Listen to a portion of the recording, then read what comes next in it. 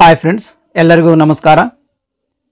ಕರ್ನಾಟಕ ರಾಜ್ಯ ಸಹಕಾರಿ ಅಫೆಕ್ಸ್ ಬ್ಯಾಂಕ್ ಪರೀಕ್ಷೆ 2024 ಇತ್ತೀಚೆಗೆ ಈ ಎಕ್ಸಾಮ್ ಮುಗೀತು ಸ್ನೇಹಿತರೆ. ಸೆಪ್ಟೆಂಬರ್ 1, 2024 ಎಕ್ಸಾಮ್ ಇತ್ತು. ಬ್ಯಾಂಕ್ ಅಸಿಸ್ಟೆಂಟ್ ಅಥವಾ ಸಹಾಯಕರು ಹುದ್ದೆಗಳದ್ದು ಎಕ್ಸಾಮ್ ಸ್ನೇಹಿತರೆ. ಇದು ಬಹಳಷ್ಟು ಜನ ಕಮೆಂಟ್ ಮಾಡ್ತಾ ಇದ್ರು, ಸರ್ ಅಫೆಕ್ಸ್ ಬ್ಯಾಂಕಿಂದು ಕ್ವಶನ್ ಪೇಪರ್ ಬಿಡಿಸ್ರಿ ಅಂತ. ನಾನು ಅಫೆಕ್ಸ್ ಬ್ಯಾಂಕ್ ಎಕ್ಸಾಮ್ದು ಕ್ವಶನ್ ಪೇಪರ್ ಇದ್ರೆ ಕಳಿಸ್ರಿ ಅಂತ ನಾನು ಕಮೆಂಟ್ ಅಲ್ಲಿ ಕೇಳಿದೆ ಅವರಿಗೆ. ಅವ್ರು ಹೇಳ್ತಾ ಇದ್ದಾರೆ, ಸರ್ ಅಫೆಕ್ಸ್ ಬ್ಯಾಂಕ್ ಎಕ್ಸಾಮಿನೇಷನ್ ಸೆಂಟರ್ದವ್ರೆ ಕ್ವಶನ್ ಪೇಪರ್ ತಗೊಂಡ್ರು ಸರ್, ಹಾಗಾಗಿ ನಮ್ಮ ಕಡೆ ಕ್ವಶನ್ ಪೇಪರ್ ಇಲ್ಲ ಅಂತ ಹೇಳಿದ್ರು ಸ್ನೇಹಿತರೆ. ಮತ್ತು ಕ್ವಶನ್ ಪೇಪರ್ ಇಲ್ಲ ಅಂದ್ರೆ ನಾನಾದ್ರೂ ಹೇಗೆ ಬಿಡಿಸೋದು?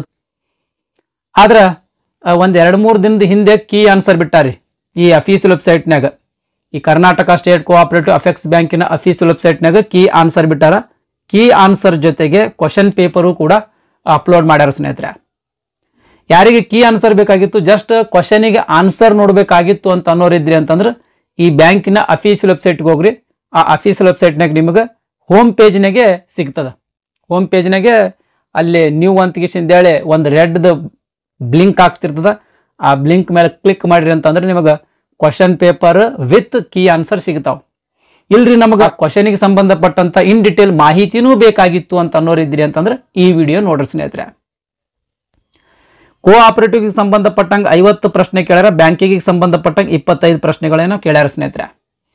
ಈ ವಿಡಿಯೋದೊಳಗೆ ನಾನು 25 ಪ್ರಶ್ನೆಗಳನ್ನ ಕವರ್ ಮಾಡೀನಿ, ಇನ್ ಡಿಟೇಲ್ ಎಕ್ಸ್ಪ್ಲೇನ್ ಕೂಡ ಮಾಡಿದ್ದೀನಿ ಸ್ನೇಹಿತರೆ.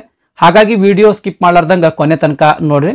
ಈ ಕರ್ನಾಟಕ ರಾಜ್ಯ ಸಹಕಾರಿ ಅಫೆಕ್ಸ್ ಬ್ಯಾಂಕ್ ಪರೀಕ್ಷೆ 2024 ಕ್ವಶನ್ ಆನ್ಸರ್ಸ್ಗಳನ್ನು ನಾವು ಡಿಸ್ಕಸ್ ಮಾಡಕ್ ಸ್ಟಾರ್ಟ್ ಮಾಡೋಣ ಸ್ನೇಹಿತರೆ. ಮೊದಲನೇ ಪ್ರಶ್ನೆ, ಸಹಕಾರ ಸಂಸ್ಥೆಯ ಆಡಳಿತ ಇವರ ಕೈಯಲ್ಲಿದೆ ಅಂತ ಪ್ರಶ್ನೆ ಅದ. ಅಂದ್ರೆ ಯಾವುದೇ ಒಂದು ಸಹಕಾರ ಸಂಸ್ಥೆಯ ಆಡಳಿತ ಯಾರ ಕೈಯಲ್ಲಿ ಇರ್ತದ ಅಂತ ಪ್ರಶ್ನೆ ಕೇಳಿರ್ತಕ್ಕಂಥದ್ದು. ಇದಕ್ಕೆ ಸರಿಯಾದ ಉತ್ತರ ಸಿ, ನಿರ್ದೇಶಕರ ಮಂಡಳಿಯ ಕೈಯಲ್ಲಿ ಇರ್ತದ್ರಿ. ಯಾವುದೇ ಒಂದು ಸಹಕಾರ ಸಂಸ್ಥೆಯ ಆಡಳಿತ ಮಂಡಳಿ ನಿರ್ದೇಶಕರ ಕೈಯಲ್ಲಿ ಇರ್ತದ.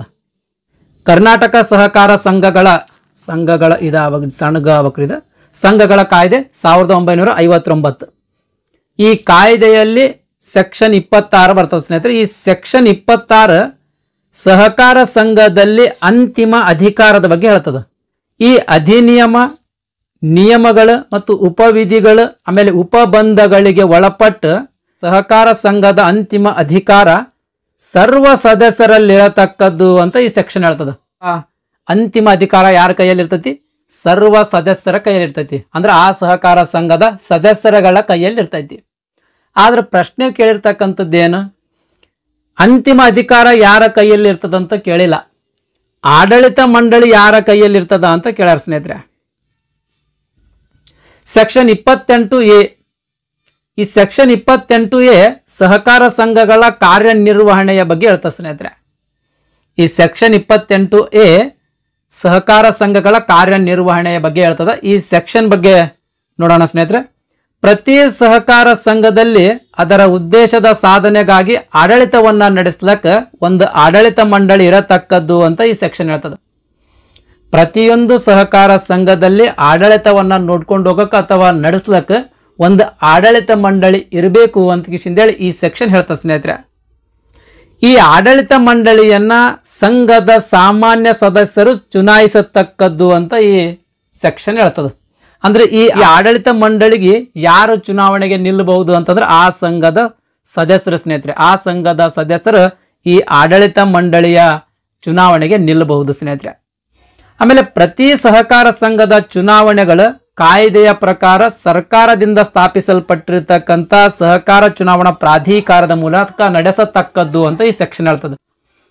ಅಂದ್ರೆ ಯಾವುದೇ ಒಂದು ಸಹಕಾರ ಸಂಘದ ಯಾವುದೇ ಚುನಾವಣೆಗಳಿರಲಿ, ಸರ್ಕಾರದಿಂದ ಸ್ಥಾಪನೆ ಮಾಡಿರ್ತಕ್ಕಂಥ ಸಹಕಾರ ಚುನಾವಣಾ ಪ್ರಾಧಿಕಾರದ ಮೂಲಕ ನಡೆಸತಕ್ಕದ್ದು ಅಂತ ಈ ಸೆಕ್ಷನ್ ಹೇಳ್ತದೆ ಸ್ನೇಹಿತರೆ.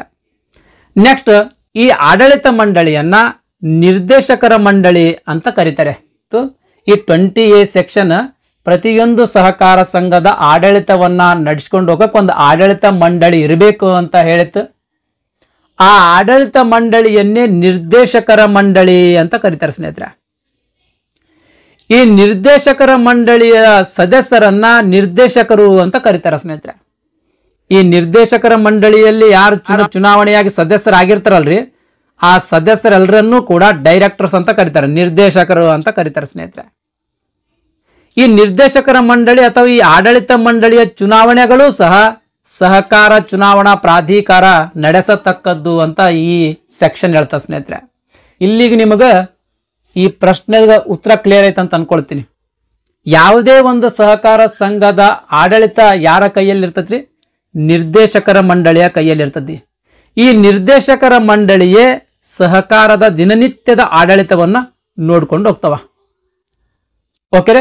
ನೆಕ್ಸ್ಟ್, ಯಾವುದೇ ಒಂದು ಸಂಘದ ನಿರ್ದೇಶಕರ ಮಂಡಳಿಯಲ್ಲಿ ಎಷ್ಟು ಜನ ನಿರ್ದೇಶಕರು ಇರಬೇಕು ಅಂತ ಅನ್ನೋದ್ರ ಬಗ್ಗೆ ನೋಡೋದಾದ್ರೆ, ಸರ್ಕಾರದಿಂದ ನಾಮನಿರ್ದೇಶಿತರಾಗಿರ್ತಕ್ಕಂಥ ವ್ಯಕ್ತಿಗಳು, ಆಮೇಲೆ ಮುಖ್ಯ ಕಾರ್ಯನಿರ್ವಾಹಕರು ಚೀಫ್ ಎಕ್ಸಿಕ್ಯೂಟಿವ್ ಆಫೀಸರ್, ಇವರಿಬ್ಬರು ನಿರ್ದೇಶಕರನ್ನ ಹೊರತುಪಡಿಸಿ ಪ್ರತಿಯೊಂದು ಸಹಕಾರ ಸಂಘದ ನಿರ್ದೇಶಕರ ಮಂಡಳಿಯಲ್ಲಿ ಮಿನಿಮಮ್ ಏನಿಲ್ಲ ಅಂದ್ರೂ ಕೂಡ 9 ಜನ ಸದಸ್ಯರನ್ನ ಹೊಂದಿರಬೇಕು ಸ್ನೇಹಿತರೆ. 9 ಜನ ಡೈರೆಕ್ಟರ್ಸ್ ಇರಬೇಕು. ಮಿನಿಮಮ್ ಏನ ಕನಿಷ್ಠ 9ಕ್ಕಿಂತ ಕಡಿಮೆ ಇಲ್ಲದ ನಿರ್ದೇಶಕರನ್ನ ಪ್ರತಿಯೊಂದು ನಿರ್ದೇಶಕರ ಮಂಡಳಿ ಹೊಂದಿರಬೇಕು ಸ್ನೇಹಿತರೆ. ಈ ನಿರ್ದೇಶಕರ ಮಂಡಳಿಯಲ್ಲಿ ಗರಿಷ್ಠ ನಿರ್ದೇಶಕರಗಳ ಸಂಖ್ಯೆ ಬಗ್ಗೆ ನೋಡೋದಾದ್ರೆ, ಯಾವುದೇ ಒಂದು ಪ್ರಾಥಮಿಕ ಸಂಘ ಆಗಿರ್ಬೋದು ಅಥವಾ ಸೆಕೆಂಡರಿ ಸಂಘ ಆಗಿರ್ಬೋದು, ಆ ಸಂಘದ ಕಾರ್ಯಾಚರಣೆಯ ಪ್ರದೇಶದ ವ್ಯಾಪ್ತಿ ತಾಲೂಕಿನ ಒಂದು ಭಾಗದಲ್ಲಿ ಮಾತ್ರ ವ್ಯಾಪಿಸಿತ್ತು ಅಂತಂದ್ರೆ ಗರಿಷ್ಠ 9 ಸದಸ್ಯರು ಇರಬೇಕು. ಅಂದ್ರೆ ಗರಿಷ್ಠ 9 ಜನ ನಿರ್ದೇಶಕರು ಆ ನಿರ್ದೇಶಕರ ಮಂಡಳಿಯಲ್ಲಿ ಇರತಕ್ಕದ್ದು. 9ಕ್ಕಿಂತ ಹೆಚ್ಚು ನಿರ್ದೇಶಕರು ಇರತಕ್ಕದ್ದಲ್ಲ ಅಂತ ಈ ಸೆಕ್ಷನ್ ಸ್ಪಷ್ಟಪಡಿಸ್ತಾ ಸ್ನೇಹಿತರೆ. ನೆಕ್ಸ್ಟ್, ಈ ಸಂಘದ ಕಾರ್ಯಾಚರಣೆಯ ಪ್ರದೇಶ ಇಡೀ ತಾಲೂಕಿಗೆ ವ್ಯಾಪಿಸಿತ್ತು ಅಂತ ತಿಳ್ಕೊಳ್ರಿ. ಅಂತ ಸಹಕಾರ ಸಂಘದ ನಿರ್ದೇಶಕರ ಮಂಡಳಿಯಲ್ಲಿ ಗರಿಷ್ಠ 11 ನಿರ್ದೇಶಕರು ಇರತಕ್ಕದ್ದು ಸ್ನೇಹಿತರೆ. ಗರಿಷ್ಠ 11 ನಿರ್ದೇಶಕರ ತನಕ ಇರಬಹುದು. ನೆಕ್ಸ್ಟ್, ತಾಲೂಕನ್ನ ಮೀರಿರ್ತಕ್ಕಂಥ, ಅಂದ್ರೆ ಯಾವುದೇ ಒಂದು ಸಹಕಾರ ಸಂಘದ ಕಾರ್ಯಾಚರಣಾ ಪ್ರದೇಶದ ವ್ಯಾಪ್ತಿ ತಾಲೂಕನ್ನ ಮೀರಿದ ಆದ್ರೆ ಜಿಲ್ಲೆಯನ್ನ ಮೀರದ ದೇಶಕ್ಕೆ ವ್ಯಾಪಿಸಿತ್ತು ಅಂತಂದ್ರೆ ಅಂತ ಸಹಕಾರ ಸಂಘದ ನಿರ್ದೇಶಕರ ಮಂಡಳಿಯಲ್ಲಿ ಗರಿಷ್ಠ ಅಂತಂದ್ರೂ ಕೂಡ 13 ಸದಸ್ಯರು ಅಥವಾ 13 ಡೈರೆಕ್ಟರ್ಸ್ ಗಳನ್ನ ಹೊಂದಿರಬೇಕು ಸ್ನೇಹಿತರೆ. ಹೊಂದಿರತಕ್ಕದ್ದು ಗರಿಷ್ಠ ಸ್ನೇಹಿತರೆ. ಇದು ಗರಿಷ್ಠ. ಇದು ಇದಕ್ಕಿಂತ ಹೆಚ್ಚಿಗೆ ಸದಸ್ಯರ ಅಥವಾ ಡೈರೆಕ್ಟರ್ಸ್ ಆ ನಿರ್ದೇಶಕರ ಮಂಡಳಿಯಲ್ಲಿ ಹೊಂದಿರತಕ್ಕದ್ದಲ್ಲ. ಆದ್ರೆ ಒಂದು ಜಿಲ್ಲೆಯನ್ನ ಮೀರಿದ ಕಾರ್ಯಾಚರಣೆಯ ಪ್ರದೇಶವನ್ನ ಹೊಂದಿರತಕ್ಕಂಥ ಒಂದು ನಗರ ಸಹಕಾರ ಬ್ಯಾಂಕಿನ ಸಂಬಂಧದಲ್ಲಿ ಗರಿಷ್ಠ ಸಂಖ್ಯೆಯು 15 ಸದಸ್ಯರನ್ನ ಮೀರತಕ್ಕದ್ದಲ್ಲ ಅಂತ ಈ ಸೆಕ್ಷನ್ ಸ್ಪಷ್ಟಪಡಿಸ್ತಾ ಸ್ನೇಹಿತರೆ. ನೆಕ್ಸ್ಟ್, ಯಾವುದೇ ಒಂದು ಸಂಘದ ಕಾರ್ಯಾಚರಣಾ ಪ್ರದೇಶದ ವ್ಯಾಪ್ತಿ ಜಿಲ್ಲೆಯನ್ನ ಮೀರಿ ವ್ಯಾಪಿಸಿತ್ತು ಅಂತಂದ್ರೆ ಗರಿಷ್ಠ 18 ಸದಸ್ಯರನ್ನ ಹೊಂದಿರತಕ್ಕದ್ದು ಸ್ನೇಹಿತರೆ. ಗರಿಷ್ಠ 18 ಸದಸ್ಯರನ್ನ ಮೀರತಕ್ಕದ್ದಲ್ಲ ಸ್ನೇಹಿತರೆ. ನೆಕ್ಸ್ಟ್, ಇನ್ನು ಅಫೆಕ್ಸ್ ಸಂಘಗಳ ಹೊರತುಪಡಿಸಿ ಸಂಯುಕ್ತ ಸಂಘವಾಗಿತ್ತು ಅಂತಂದ್ರೆ 21 ಸದಸ್ಯರನ್ನ ಮೀರತಕ್ಕದ್ದಲ್ಲ ಸ್ನೇಹಿತರೆ. ಇನ್ ಕೇಸ್ ಒಂದು ಅಫೆಕ್ಸ್ ಸಂಘ ಇತ್ತು ಅಂತಂದ್ರೆ ಮ್ಯಾಕ್ಸಿಮಮ್ ಗರಿಷ್ಠ ಏನಪ್ಪಾ ಅಂದ್ರೆ 32 ಸದಸ್ಯರನ್ನ ಮೀರತಕ್ಕದ್ದಲ್ಲ ಸ್ನೇಹಿತರೆ. ಇದಿಷ್ಟು ಒಂದು ನಿರ್ದೇಶಕರ ಮಂಡಳಿಯೊಳಗ ಎಷ್ಟು ಕನಿಷ್ಠ ಸದಸ್ಯರನ್ನ ಹೊಂದಿರಬೇಕು, ಆಮೇಲೆ ಗರಿಷ್ಠ ಎಷ್ಟು ಜನ ಸದಸ್ಯರನ್ನ ಹೊಂದಿರಬೇಕಂತ ಅನ್ನೋದ್ರ ಬಗ್ಗೆ ಮಾಹಿತಿ ಆಗಿತ್ತು ಸ್ನೇಹಿತರೆ. ಈ ನಿರ್ದೇಶಕರ ಬಗ್ಗೆ ಮೀಸಲಾತಿ ಬಗ್ಗೆ ಈ ಸೆಕ್ಷನ್ ಸ್ಪಷ್ಟಪಡಿಸಿದ ಸ್ನೇಹಿತರೆ. ಅದನ್ನ ಇಲ್ಲಿ ಕವರ್ ಮಾಡಿಲ್ಲ, ಯಾಕಂದ್ರೆ ವಿಡಿಯೋದ ಲೆಂತ್ ಹೆಚ್ಚಿಗೆ ಆಗ್ತದೆ, ಹಾಗಾಗಿ ಇಲ್ಲಿ ಕವರ್ ಮಾಡಿಲ್ಲ ಸ್ನೇಹಿತರೆ. ನೆಕ್ಸ್ಟ್, ಎರಡನೇ ಪ್ರಶ್ನೆ, ಕೇಂದ್ರೀಯ ಅಡಿಕೆ ಮತ್ತು ಕೋಕೋವಾ ಮಾರುಕಟ್ಟೆ ಮತ್ತು ಪ್ರೊಸೆಸಿಂಗ್ ಸಹಕಾರ ನಿಯಮಿತ, ಇದಕ್ಕೆ ಶಾರ್ಟ್ ಫಾರ್ಮ್ ಆಗಿ ಕ್ಯಾಂಪ್ಕೋ ಅಂತ ಕರೀತಾರೆ. ಈ ಕ್ಯಾಂಪ್ಕೋ ಯಾವ ರಾಜ್ಯಗಳನ್ನ ಒಳಗೊಂಡಿದೆ ಅಂತ ಪ್ರಶ್ನೆ ಸ್ನೇಹಿತರೆ. ಇದಕ್ಕೆ ಸರಿಯಾದ ಉತ್ತರ ಎ, ಕರ್ನಾಟಕ ಮತ್ತು ಕೇರಳ ರಾಜ್ಯಗಳನ್ನ ಒಳಗೊಂಡಿರ್ತಕ್ಕಂಥದ್ದು. ಈ ಕ್ಯಾಂಪ್ಕೋದ ಬಗ್ಗೆ ಒಂದು ಸ್ವಲ್ಪ ಮಾಹಿತಿಯನ್ನು ನೋಡೋಣ ಸ್ನೇಹಿತರೆ. ಇದ್ರ ಕ್ಯಾಂಪ್ಕೋದ ಫುಲ್ ಫಾರ್ಮ್ ಸೆಂಟ್ರಲ್, ಇಲ್ಲಿ ಅರೇಕಾ ನಟ್ ಬರ್ಬೇಕ್ರಿ. ಇಲ್ಲಿ ಮಾರ್ಕೆಟಿಂಗ್ಗಿಂತ ಮುಂಚೆ areca nut and cocoa marketing processing cooperative limited, ಇದು ಕ್ಯಾಂಪ್ಕೋದ ಫುಲ್ ಫಾರ್ಮ್ ಸ್ನೇಹಿತರೆ. ಈ ಕ್ಯಾಂಪ್ಕೋದ ಸಂಸ್ಥಾಪಕರು ದಿವಂಗತ ಶ್ರೀ ವಾರಣಾಸಿ ಸುಬ್ರಾಯ್ ಭಟ್ನವರು. ಈ ಕ್ಯಾಂಪ್ಕೋವನ್ನು ಜುಲೈ 11, 1973ರಲ್ಲಿ ಸ್ಥಾಪನೆ ಮಾಡಲಾಯಿತು. ಮಂಗಳೂರಿನಲ್ಲಿ ಸ್ಥಾಪನೆ ಮಾಡಿರ್ತಕ್ಕಂಥದ್ದು ಸ್ನೇಹಿತರೆ. ಕರ್ನಾಟಕ ಮತ್ತು ಕೇರಳ ರಾಜ್ಯಗಳಲ್ಲಿ ಅಡಿಕೆ ಮತ್ತು ಕೋಕೋ ಬೆಳೆಗಾರರ ಸಂಕಷ್ಟಗಳ ನಿವಾರಣೆಗಾಗಿ ಈ ಕ್ಯಾಂಪ್ಕೋ ಅನ್ನೋ ಒಂದು ಸಹಕಾರ ಸಂಘವನ್ನ ಸ್ಥಾಪನೆ ಮಾಡಿರ್ತಕ್ಕಂಥದ್ದು. ಈ ಸಂಸ್ಥೆಯನ್ನ ಕರ್ನಾಟಕ ಸಹಕಾರ ಸಂಘಗಳ ಕಾಯ್ದೆ 1959 ಸೆಕ್ಷನ್ 7, ಆಮೇಲೆ ಬಹುರಾಜ್ಯ ಸಹಕಾರ ಸಂಘಗಳ ಕಾಯ್ದೆ 1984 ಈ ಎರಡು ಕಾಯ್ದೆಗಳ ಅಡಿಯಲ್ಲಿ ಈ ಒಂದು ಸಹಕಾರ ಸಂಘವನ್ನ ಸ್ಥಾಪನೆ ಮಾಡಿರ್ತಕ್ಕಂಥದ್ದು ಸ್ನೇಹಿತರೆ. 1970 ಮತ್ತು 73 ನಡುವೆ ಅಡಿಕೆ ಬೆಲೆಯಲ್ಲಿ ಕಡಿದಾದ ಕುಸಿತವಾದಾಗ ಶ್ರೀ ಸುಬ್ರಾಯ್ ಭಟ್ನವರು ಕರ್ನಾಟಕ ಮತ್ತು ಕೇರಳ 2 ರಾಜ್ಯಗಳ ಅಡಿಕೆ ರೈತರನ್ನ ಸಂಘಟಿಸಿ ಈ ಕ್ಯಾಂಪ್ಕೋವನ್ನ ಉತ್ತೇಜಿಸಿರ್ತಕ್ಕಂಥ ಅಥವಾ ಸ್ಥಾಪನೆ ಮಾಡಿರ್ತಕ್ಕಂಥದ್ದು ಸ್ನೇಹಿತರೆ.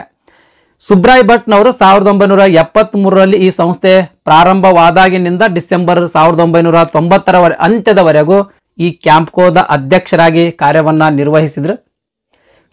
ಈ ಕಂಪನಿ 1986 ಕರ್ನಾಟಕದ ದಕ್ಷಿಣ ಕನ್ನಡ ಜಿಲ್ಲೆಯ ಪುತ್ತೂರಿನ ಕೆಮ್ಮಿಂಜೆ ಎಂಬ ಒಂದು ಗ್ರಾಮದಲ್ಲಿ ಚಾಕೊಲೇಟ್ ಉತ್ಪಾದನಾ ಘಟಕವನ್ನು ಸ್ಥಾಪನೆ ಮಾಡಿತು ಸ್ನೇಹಿತರೆ.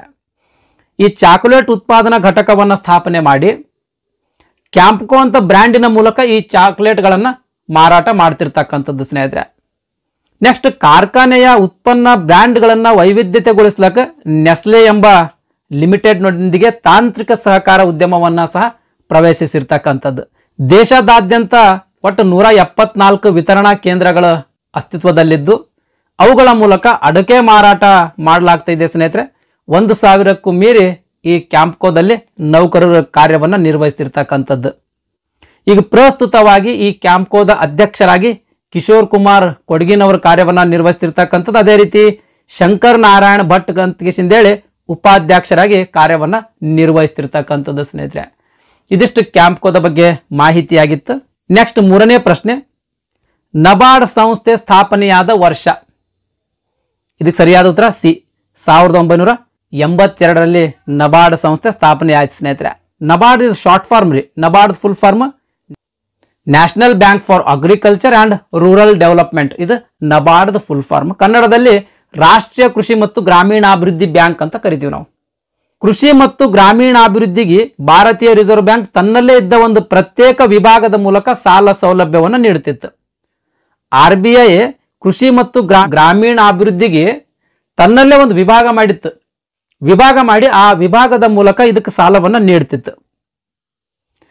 ನಂತರ ಇದರ ಬದಲಿಗೆ 1982 ಜುಲೈ 1 ರಾಷ್ಟ್ರ ಮಟ್ಟದಲ್ಲಿ ಒಂದು ರಾಷ್ಟ್ರೀಯ ಕೃಷಿ ಮತ್ತು ಗ್ರಾಮೀಣಾಭಿವೃದ್ಧಿ ಬ್ಯಾಂಕ್ ಅಂತ ಹೇಳಿ ಪ್ರತ್ಯೇಕ ಬ್ಯಾಂಕ್ ಅನ್ನ RBI ಸ್ಥಾಪನೆ ಮಾಡಿತ್ತು ಸ್ನೇಹಿತರೆ. ಇದು ಭಾರತದಲ್ಲಿ ಕೃಷಿ ಹಣಕಾಸಿನ ಅಗ್ರ ಸಂಸ್ಥೆ ಸ್ನೇಹಿತರೆ. ಯಾವುದು? ನಬಾರ್ಡ್. ಕೃಷಿಗೆ ಹಣಕಾಸು ಸರಬರಾಜು ಮಾಡತಕ್ಕಂಥದ್ದು ಅತ್ಯಂತ ಅಗ್ರಗಣ್ಯ ಸಂಸ್ಥೆ ಅಂತಂದ್ರೆ ಅದು ನಬಾರ್ಡ್ ಸ್ನೇಹಿತರೆ. 6ನೇ ಪಂಚವಾರ್ಷಿಕ ಯೋಜನೆಯ ಭಾಗವಾಗಿ ಈ ನಬಾರ್ಡ್ ಸ್ಥಾಪನೆ ಮಾಡಲಾಗಿತ್ತು ಸ್ನೇಹಿತರೆ. ಕೃಷಿ ಮತ್ತು ಗ್ರಾಮೀಣ ಅಭಿವೃದ್ಧಿಗಾಗಿ ಸಾಂಸ್ಥಿಕ ಪತ್ತಿನ ಹಣಕಾಸು ವ್ಯವಸ್ಥೆ ಪುನರ್ ಪರಿಶೀಲನಾ ಸಮಿತಿಯ ಶಿಫಾರಸಿನ ಆಧಾರದ ಮೇಲೆ ಈ ನಬಾರ್ಡ್ ಅನ್ನ ಸ್ಥಾಪನೆ ಮಾಡಿರ್ತಕ್ಕಂಥದ್ದು ಸ್ನೇಹಿತರೆ. ಈ ಸಮಿತಿಯ ಹೆಸರನ್ನ ಶಾರ್ಟ್ ಫಾರ್ಮ್ ಆಗಿ ನಾವು ಕ್ರಾಫಿ ಕಾರ್ಡ್ ಸಮಿತಿ ಅಂತ ಕರಿತೀವಿ. ಈ ಕ್ರಾಫಿ ಕಾರ್ಡ್ ಸಮಿತಿಯ ಶಿಫಾರಸಿನ ಆಧಾರದ ಮೇಲೆ ಈ ನಬಾರ್ಡ್ ಅನ್ನ ಸ್ಥಾಪನೆ ಮಾಡಿರ್ತಕ್ಕಂಥದ್ದು. ಈ ಕ್ರಾಫಿ ಕಾರ್ಡ್ ಸಮಿತಿಯ ನೇತೃತ್ವ ವಹಿಸಿಕೊಂಡವರು ಡಾಕ್ಟರ್ ಬಿ ಶಿವರಾಮನ್ ಅವರು ಈ ಸಮಿತಿಯ ಅಧ್ಯಕ್ಷರಾಗಿ ಈ ಶಿಫಾರಸನ್ನ ಮಾಡಿರ್ತಕ್ಕಂಥದ್ದು ಸ್ನೇಹಿತರೆ. ಈ ಸಮಿತಿ 1979 ಡಿಸೆಂಬರ್ನಲ್ಲಿ ತನ್ನ ವರದಿಯನ್ನು ಸಲ್ಲಿಸಿತು ಸ್ನೇಹಿತರೆ. ಆ ವರದಿಯಲ್ಲಿ ಕೆಲವು ಶಿಫಾರಸುಗಳು ಮಾಡಲಾಗಿತ್ತು. ಆ ಶಿಫಾರಸುಗಳಲ್ಲಿ ನಬಾರ್ಡ್ ಸ್ಥಾಪನೆ ಮಾಡಬೇಕನ್ನೋದು ಕೂಡ ಒಂದು ಶಿಫಾರಸಾಗಿತ್ತು. ಆ ಶಿಫಾರಸಿನ ಅನ್ವಯ ಈ ನಬಾರ್ಡ್ ಅನ್ನ ಸ್ಥಾಪನೆ ಮಾಡಿರ್ತಕ್ಕಂಥದ್ದು ಸ್ನೇಹಿತರೆ.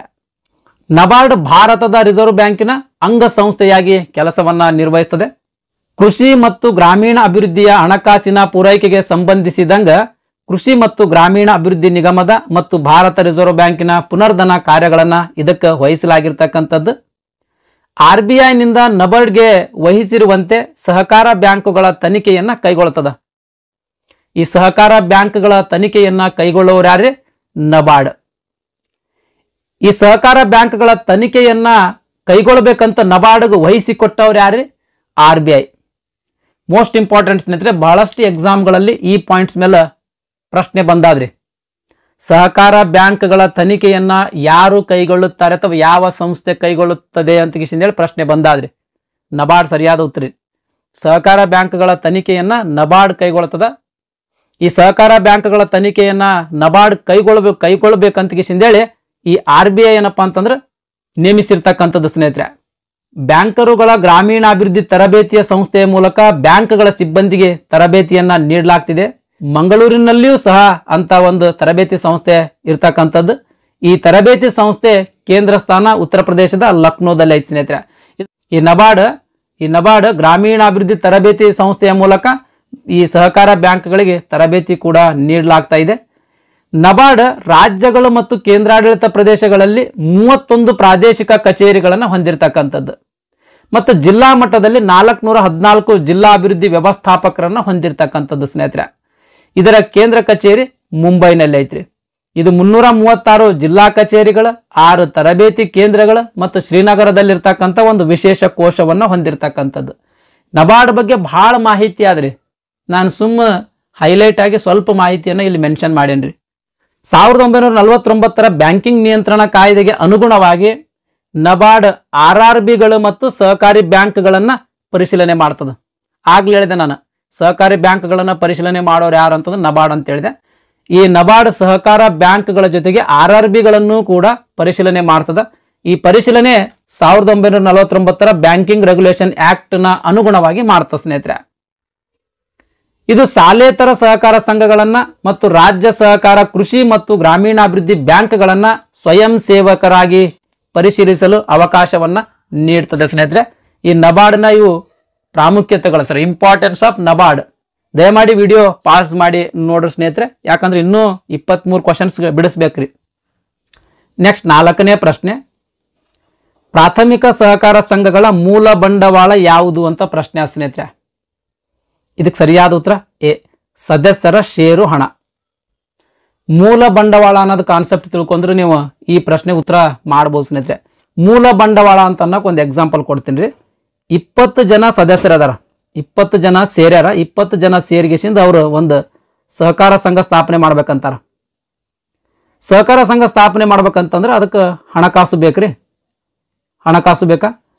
ಇವ್ರು ಏನು ಮಾಡ್ತಾರೆ, 20 ಜನ ಸೇರಿಗೆಸಿಂದ ಒಂದು 10,000 ರೂಪಾಯಿ ಹಾಕಿ ಒಂದು 2 ಲಕ್ಷ ರೂಪಾಯಿ ಹಣಕಾಸು ಹಾಕಿಗೆಸಿಂದ ಈ ಸಹಕಾರ ಸಂಘ ಸ್ಥಾಪನೆ ಮಾಡ್ತಾರೆ. ಆಮೇಲೆ ಏನು ಮಾಡ್ತಾರಂದ್ರೆ ಈ 20 ಜನ ಸೇರಿಗೆಸಿಂದ ಈ ಸಹಕಾರ ಸಂಘಕ್ಕೆ ಇನ್ನೂ ಹೆಚ್ಚಿನ ಹಣಕಾಸು ಬೇಕಾಗಿರೋದ್ರಿಂದ ತನ್ನ ಉನ್ನತ ಮಟ್ಟದ ಸಹಕಾರ ಸಂಘಗಳಲ್ಲಿ ಲೋನ್ ತಗೊಳ್ತಾರ, ಅಲ್ಲಿ ಒಂದು 2 ಲಕ್ಷ ತಗೊಳ್ತಾರ. ಈ ಸಹಕಾರ ಸಂಘ ಸ್ಥಾಪನೆ ಮಾಡಿದ ಮೇಲೆ ಜನರು ಪಬ್ಲಿಕ್ ಕೂಡ ಡಿಪಾಸಿಟ್ ಇಡ್ತಾರ, 1 ಲಕ್ಷ ರೂಪಾಯಿ ಡಿಪಾಸಿಟ್ ಆಗ್ಯದ ಅಂತ ತಿಳ್ಕೊಳ್ರಿ. ನೋಡ್ರಿ, ಇದು ಲೋನ್ ಏನದಲ್ಲ, ಲೋನ್ ಕೊಟ್ಟದನ್ನು ವಾಪಸ್ ಕೊಡ್ಬೇಕು. ಈ ಪಬ್ಲಿಕ್ ಡಿಪಾಸಿಟ್ ಇಟ್ಟಾರ ಅಂತಂದ್ರೆ ಅದನ್ನು ವಾಪಸ್ ತೆಕ್ಕೊಳ್ತಾರ. ಬಟ್ ಇವರು 2 ಲಕ್ಷ ಹಾಕಿದ್ದು ಏನದಲ್ಲ, ಇದೇ ಮೂಲ ಬಂಡವಾಳ ಸ್ನೇಹಿತರೆ. ಇವ್ರು ಏನು ಪ್ರಾರಂಭಿಕವಾಗಿ ಬಂಡವಾಳ ಹಾಕಿರ್ತಾರಲ್ಲ, ಇದೇ ಮೇನ್ ಏನಪ್ಪ ಅಂದ್ರೆ ಮೂಲ ಬಂಡವಾಳ ಸ್ನೇಹಿತರೆ. ಇದ್ರ ಮೇಲೆ ಸಹಕಾರ ಸಂಘ ಇಂಟ್ರೆಸ್ಟ್ ಕೊಡ್ಬೇಕಂತ ಒತ್ತಡ ಇರಂಗಿಲ್ಲ, ಏನಿರಂಗಿಲ್ಲ. ಪ್ರಾಫಿಟ್ ಬಂತು ಅಂತಂದ್ರೆ ಹಂಚುತ್ತಾರ, ಈ 20 ಜನ ಸದಸ್ಯರಿಗೆ ಹಂಚುತ್ತಾರ, 20 ಜನ ಸದಸ್ಯರಿಗೆ ಹಂಚುತ್ತದ ಸಂಘ. ಇನ್ ಕೇಸ್ ಪ್ರಾಫಿಟ್ ಬರಲಿಲ್ಲ ಅಂತಂದ್ರೆ ಹಂಚಕ್ ಹೋಗಂಗಿಲ್ಲ. ಆಮೇಲೆ ಈ 2 ಲಕ್ಷದ ಮೇಲೆ ಬಡ್ಡಿನೂ ಕೊಡಕ್ ಹೋಗಂಗಿಲ್ಲ. ಇದಕ್ಕೆ ನಾವು ಪ್ರಾರಂಭಿಕ ಬಂಡವಾಳ ಅಂತ ಕರಿತೀವಿ ಸ್ನೇಹಿತರೆ, ಮೂಲ ಬಂಡವಾಳ ಅಂತ ಕರಿತೀವಿ. ಹಾಗಾಗಿ ಯಾವುದೇ ಒಂದು ಸಹಕಾರ ಸಂಘದ ಮೂಲ ಬಂಡವಾಳ ಯಾವ್ದ್ರಿ, ಸದಸ್ಯರ ಷೇರು ಹಣ, ಸದಸ್ಯರ ಷೇರು ಹಣ.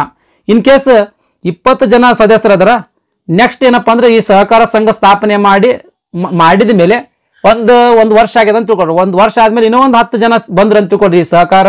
ಈ ಸಹಕಾರ ಸಂಘಕ್ಕೆ ಸದಸ್ಯ ಆಗ್ತೀನಿ ಅಂತ ಗಿಸಿಂದೇಳಿ ಇವರು 10 ಜನ ಬಂದಾರ ಅಂತಂದ್ರೆ ಇಂತಿಷ್ಟು ಅಮೌಂಟ್ ಅಂತ ಗಿಸಿಂದೇಳಿ ಶೇರ್ದ ಅಮೌಂಟ್ ತುಂಬಿಗೆಸಿಂದ ಸದಸ್ಯತ್ವ ಪಡ್ಕೊಳ್ಬೇಕಾಗ್ತದೆ. ಉದಾಹರಣೆಗಾಗಿ 10 ಜನದ ಸೇರಿಗೆಸಿಂದ ಒಂದು 20,000 ರೂಪಾಯಿ ಶೇರ್ ಅಮೌಂಟ್ ಬಂದದ ಅಂತ ತಿಳ್ಕೊಳ್ರಿ.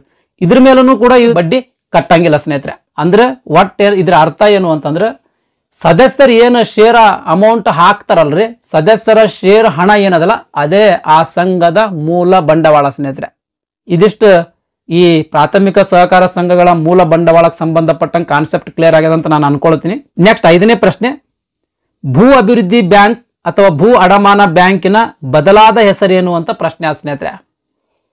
ಇದಕ್ಕೆ ಸರಿಯಾದ ಉತ್ತರ ಬಿ, ಸಹಕಾರ ಕೃಷಿ ಮತ್ತು ಗ್ರಾಮೀಣಾಭಿವೃದ್ಧಿ ಬ್ಯಾಂಕ್. ಈ ಭೂ ಅಭಿವೃದ್ಧಿ ಬ್ಯಾಂಕ್ ಅಥವಾ ಭೂ ಅಡಮಾನ ಬ್ಯಾಂಕಿನ ಬಗ್ಗೆ ಸಂಪೂರ್ಣವಾದಂತಹ ಮಾಹಿತಿ ನೋಡೋಣ ಸ್ನೇಹಿತರೆ. ನೆಕ್ಸ್ಟ್ ಭೂ ಅಭಿವೃದ್ಧಿ ಬ್ಯಾಂಕ್ಗಳು ಅಥವಾ ಲ್ಯಾಂಡ್ ಡೆವಲಪ್ಮೆಂಟ್ಸ್ ಬ್ಯಾಂಕ್ಗಳ ಬಗ್ಗೆ ನೋಡೋಣ ಸ್ನೇಹಿತರೆ. ಮೊದಲ ಸಹಕಾರಿ ಭೂಮಿ ಅಡಮಾನ ಬ್ಯಾಂಕ್ ಅನ್ನು 1920ರಲ್ಲಿ ಪಂಜಾಬ್ನ ಜಾಂಗ್ ಎಂಬ ಪ್ರದೇಶದಲ್ಲಿ ಸ್ಥಾಪನೆ ಮಾಡಲಾಯಿತು ಸ್ನೇಹಿತರೆ. ಅಂತಹ ಎರಡನೇ ಬ್ಯಾಂಕ್ ಅನ್ನ ಬಂಗಾಳದ ನೌಗಾನ್ನಲ್ಲಿ ಪ್ರಾರಂಭ ಮಾಡಲಾಯಿತು. ನೆಕ್ಸ್ಟ್ ಮೂರನೇ ಬ್ಯಾಂಕ್ ಅನ್ನ 1926ರಲ್ಲಿ ಅಸ್ಸಾಂನ ಗೌಹಾಟಿಯಲ್ಲಿ ಸ್ಥಾಪನೆ ಮಾಡಲಾಯಿತು.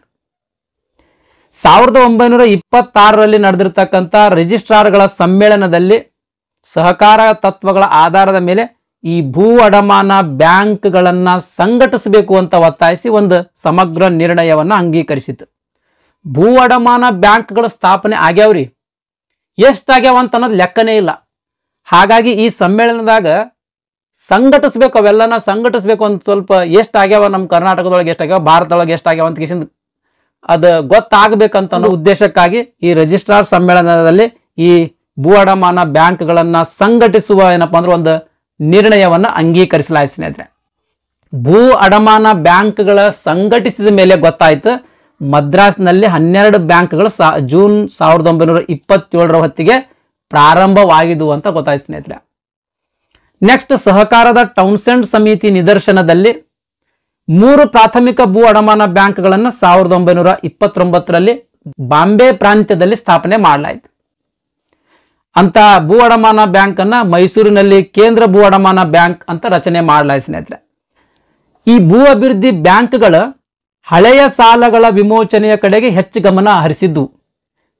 ಪ್ರಾರಂಭಿಕವಾಗಿ ಸ್ಥಾಪನೆಯಾದಂಥ ಸಂದರ್ಭದಲ್ಲಿ ಈ ಬ್ಯಾಂಕ್ಗಳು ಹಳೆಯ ಸಾಲ ವಿಮೋಚನೆಯ ಕಡೆಗೆ ಹೆಚ್ಚು ಗಮನ ಹರಿಸಿದ್ದು. ಆದ್ರೆ ಭೂಮಿ ಆಗ್ಲಿ ಅಥವಾ ಕೃಷಿಯ ಸುಧಾರಣೆ ಆಗ್ಲಿ ಈ ಸುಧಾರಣೆ ಮಾಡ್ಬೇಕಂತ ಅನ್ನೋದು ಕಾಳಜಿ ವಹಿಸಿರ್ಲಿಲ್ಲ ಸ್ನೇಹಿತರೆ. ಅಂದ್ರೆ ಯಾವನೇ ಒಬ್ಬವ ಎ ಅನ್ನೋ ವ್ಯಕ್ತಿ ಯಾವುದೇ ಒಂದು ಬ್ಯಾಂಕಿನಲ್ಲಿ ಸಾಲ ತಗೊಂಡನಂತಂದ್ರೆ ಅವನಿಗೆ ಸಾಲ ರೀಪೇ ಮಾಡ್ಲಕ್ ದುಡ್ಡು ಬೇಕಲ್ರಿ. ಹಾಗಾಗಿ ಈ ಎ ಅನ್ನೋನಿಗೆ ಸಾಲ ಕೊಡ್ತಿದ್ವು. ಕಸ್ಟಮರ್ ಬ್ಯಾಂಕಿಗೆ ಸಾಲ ಕೊಡೋದಕ್ಕಾಗಿನೇ ಈ ಬ್ಯಾಂಕ್ಗಳು ಆ ಕಸ್ಟಮರ್ಗೆ ಸಾಲ ಕೊಡೋದು, ಈ ರೀತಿಯ ಒಂದು ಕಾರ್ಯವನ್ನ ನಿರ್ವಹಿಸ್ತಿದ್ವು ಸ್ನೇಹಿತರೆ. ಈ ರೀತಿಯ ಒಂದು ಉದ್ದೇಶ ಪ್ರಾರಂಭಿಕದಲ್ಲಿ ಸ್ಥಾಪನೆ ಆಗಿರ್ತಕ್ಕಂಥ ಬ್ಯಾಂಕ್ಗಳು ಹೊಂದಿದ್ದು ಸ್ನೇಹಿತರೆ.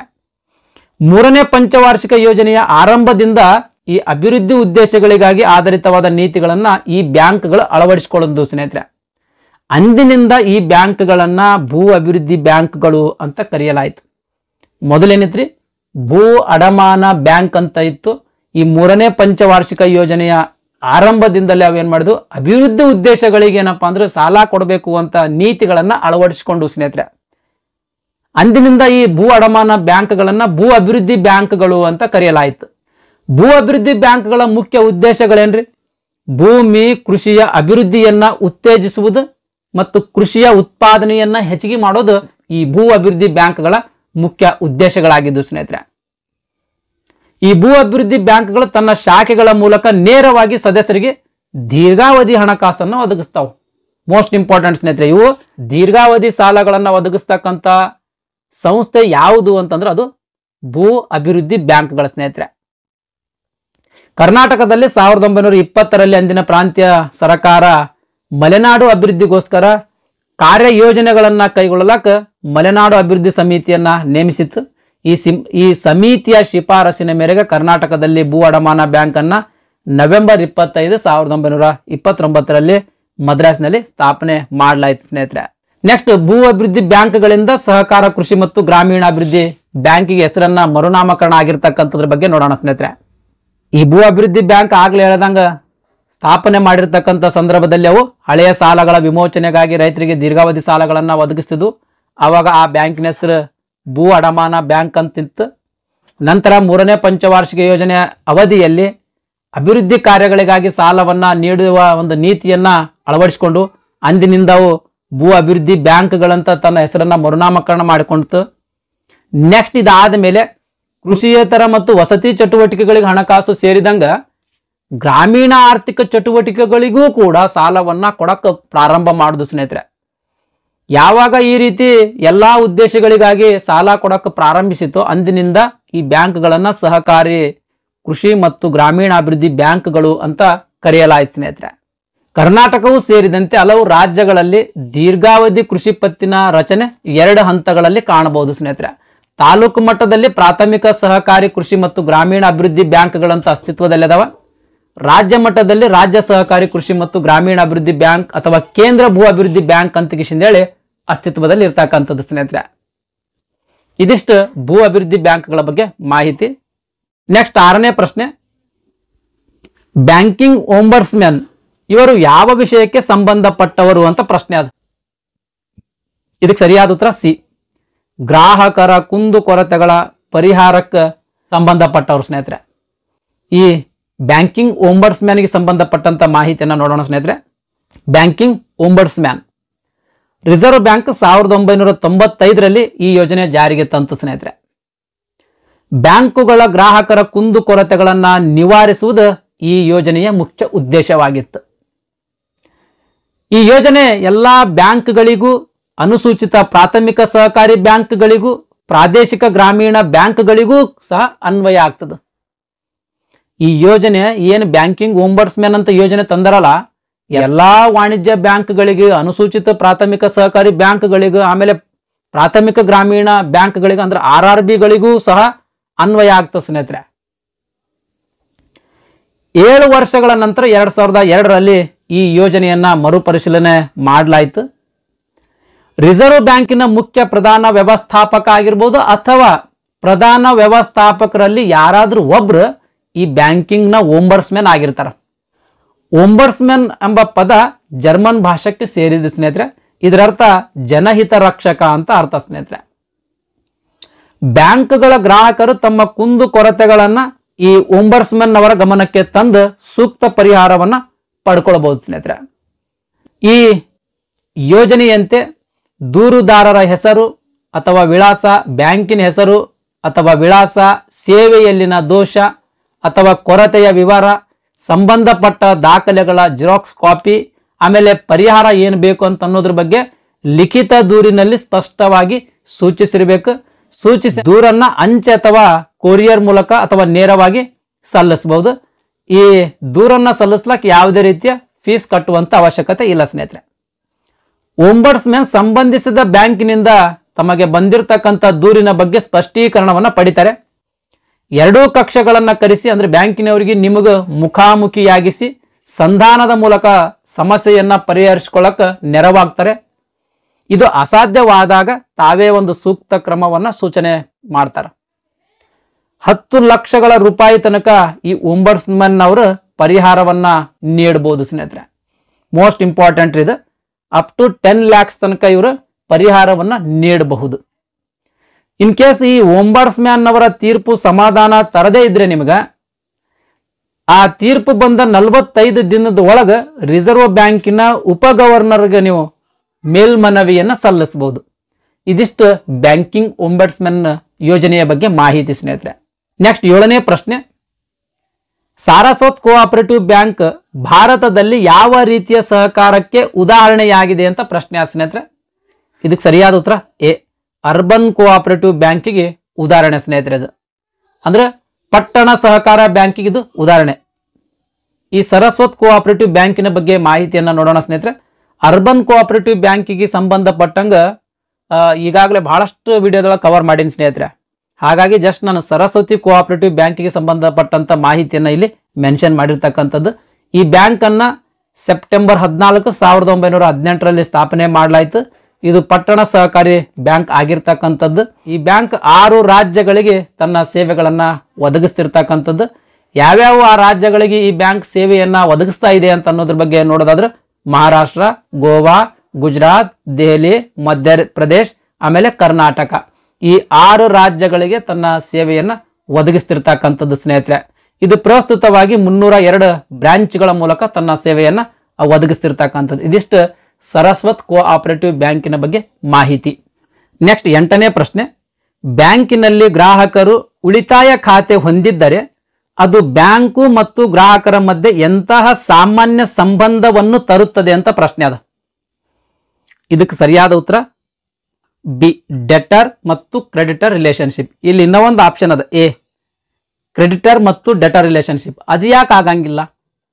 ಡೆಟರ್ ಮತ್ತು ಕ್ರೆಡಿಟರ್ ರಿಲೇಶನ್ಶಿಪ್ ಹೆಂಗ ಆನ್ಸರ್ ಆಯ್ತು? ಏನು ಅದೇ ಸೇಮೇ ಅದಲ್ಲ, ಅದನ್ನು ಕ್ರೆಡಿಟರ್ ಮತ್ತು ಉಲ್ಟಾ ಪಲ್ಟಾ ಮಾಡ್ರ ಅಷ್ಟೇ.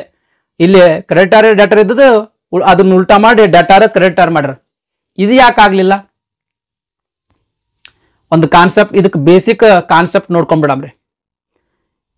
ಗ್ರಾಹಕ ಅದನ ಉಳಿತಾಯ ಖಾತೆ ಓಪನ್ ಮಾಡಾಕುಂತಾನೆ ಯಾವುದೇ ಒಂದು ಬ್ಯಾಂಕಿನಾಗ. ಈಗ SB ಅಕೌಂಟ್ ಓಪನ್ ಮಾಡಬೇಕಾಗಿತ್ತು ಅಂತ ತಿಳ್ಕೊಳ್ರಿ.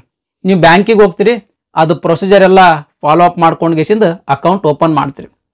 ಅಕೌಂಟ್ ಓಪನ್ ಮಾಡಬೇಕಾದ್ರೆ ಬ್ಯಾಂಕಿನವ್ರು ಹೇಳ್ತಾರೆ 2,000 ಡಿಪಾಸಿಟ್ ತುಂಬ್ರಿ ಆಮೇಲೆ ತಕ್ಕೋಬಹುದು ಅಂತ ಹೇಳ್ತಾರೆ. ಯಾರು ಬ್ಯಾಂಕ್ ಅಕೌಂಟ್ ತೆಗಿಸಿರಿ ಇದು ಗೊತ್ತಿರ್ತೈತೆ ಅವ್ರಿಗೆ. 2,000 ರೂಪಾಯಿ ಅಮೌಂಟ್ ಹಾಕ್ರಿ ಆಮೇಲೆ ಬೇಕಾದ್ರೆ ನೀವು ತಕ್ಕೋಬಹುದ್ರಿ ಅಂತಾರೆ. ಅಂದ್ರೆ ಫಸ್ಟಿಗೆ ಡಿಪಾಸಿಟ್ ಮಾಡ್ದೇನೆ ಅಕೌಂಟ್ ಓಪನ್ ಮಾಡಕ್ ಬಿಡುದಿಲ್ಲ ಅವರು. ಅಂದ್ರೆ ಈ ಯಾವನೇ ಒಬ್ಬ ವ್ಯಕ್ತಿ ಒಂದು ಸೇವಿಂಗ್ ಅಕೌಂಟ್ ತೆಗಿಬೇಕಾಗಿತ್ತು ಅಂತಂದ್ರೆ ಮೊದಲು ಡಿಪಾಸಿಟ್ ತುಂಬಬೇಕು, ಆಮೇಲೆ ಅದು ಅಕೌಂಟ್ ಓಪನ್ ಆಗ್ತದೆ. ಇದು ಕ್ಲಿಯರ್ ಆಯ್ತಾ? ಇಲ್ಲಿ ತನಕ ಕ್ಲಿಯರ್ ಆಯ್ತಾ? ಅಂದ್ರೆ ಬ್ಯಾಂಕ್ ಗ್ರಾಹಕನಿಂದ ಡಿಪಾಸಿಟ್ ತಗೊಂಡಿರ್ತದ, ಗ್ರಾಹಕ ಡಿಪಾಸಿಟ್ ಅಂದ್ರೆ ಬ್ಯಾಂಕಿನಾಗ ರೊಕ್ಕ ಇಟ್ಟಿರ್ತಾನೆ. ಇಲ್ಲಿ ತನಕ ಕ್ಲಿಯರ್ ಆಯ್ತಾ? ನೆಕ್ಸ್ಟ್ ಈಗ ಡೆಟಾರ್ ಮತ್ತು ಕ್ರೆಡಿಟಾರ್ ನೋಡೋಣ್ರಿ. ಡೆಟಾರ್ ಅಂದ್ರೆ ಏನು, ಕ್ರೆಡಿಟಾರ್ ಅಂತಂದ್ರೆ ಏನು ನೋಡೋಣ್ರಿ. ಅವಾಗ ನಿಮಗೆ ಈಸಿಯಾಗಿ ಅಂಡರ್ಸ್ಟ್ಯಾಂಡ್ ಆಗ್ತದೆ.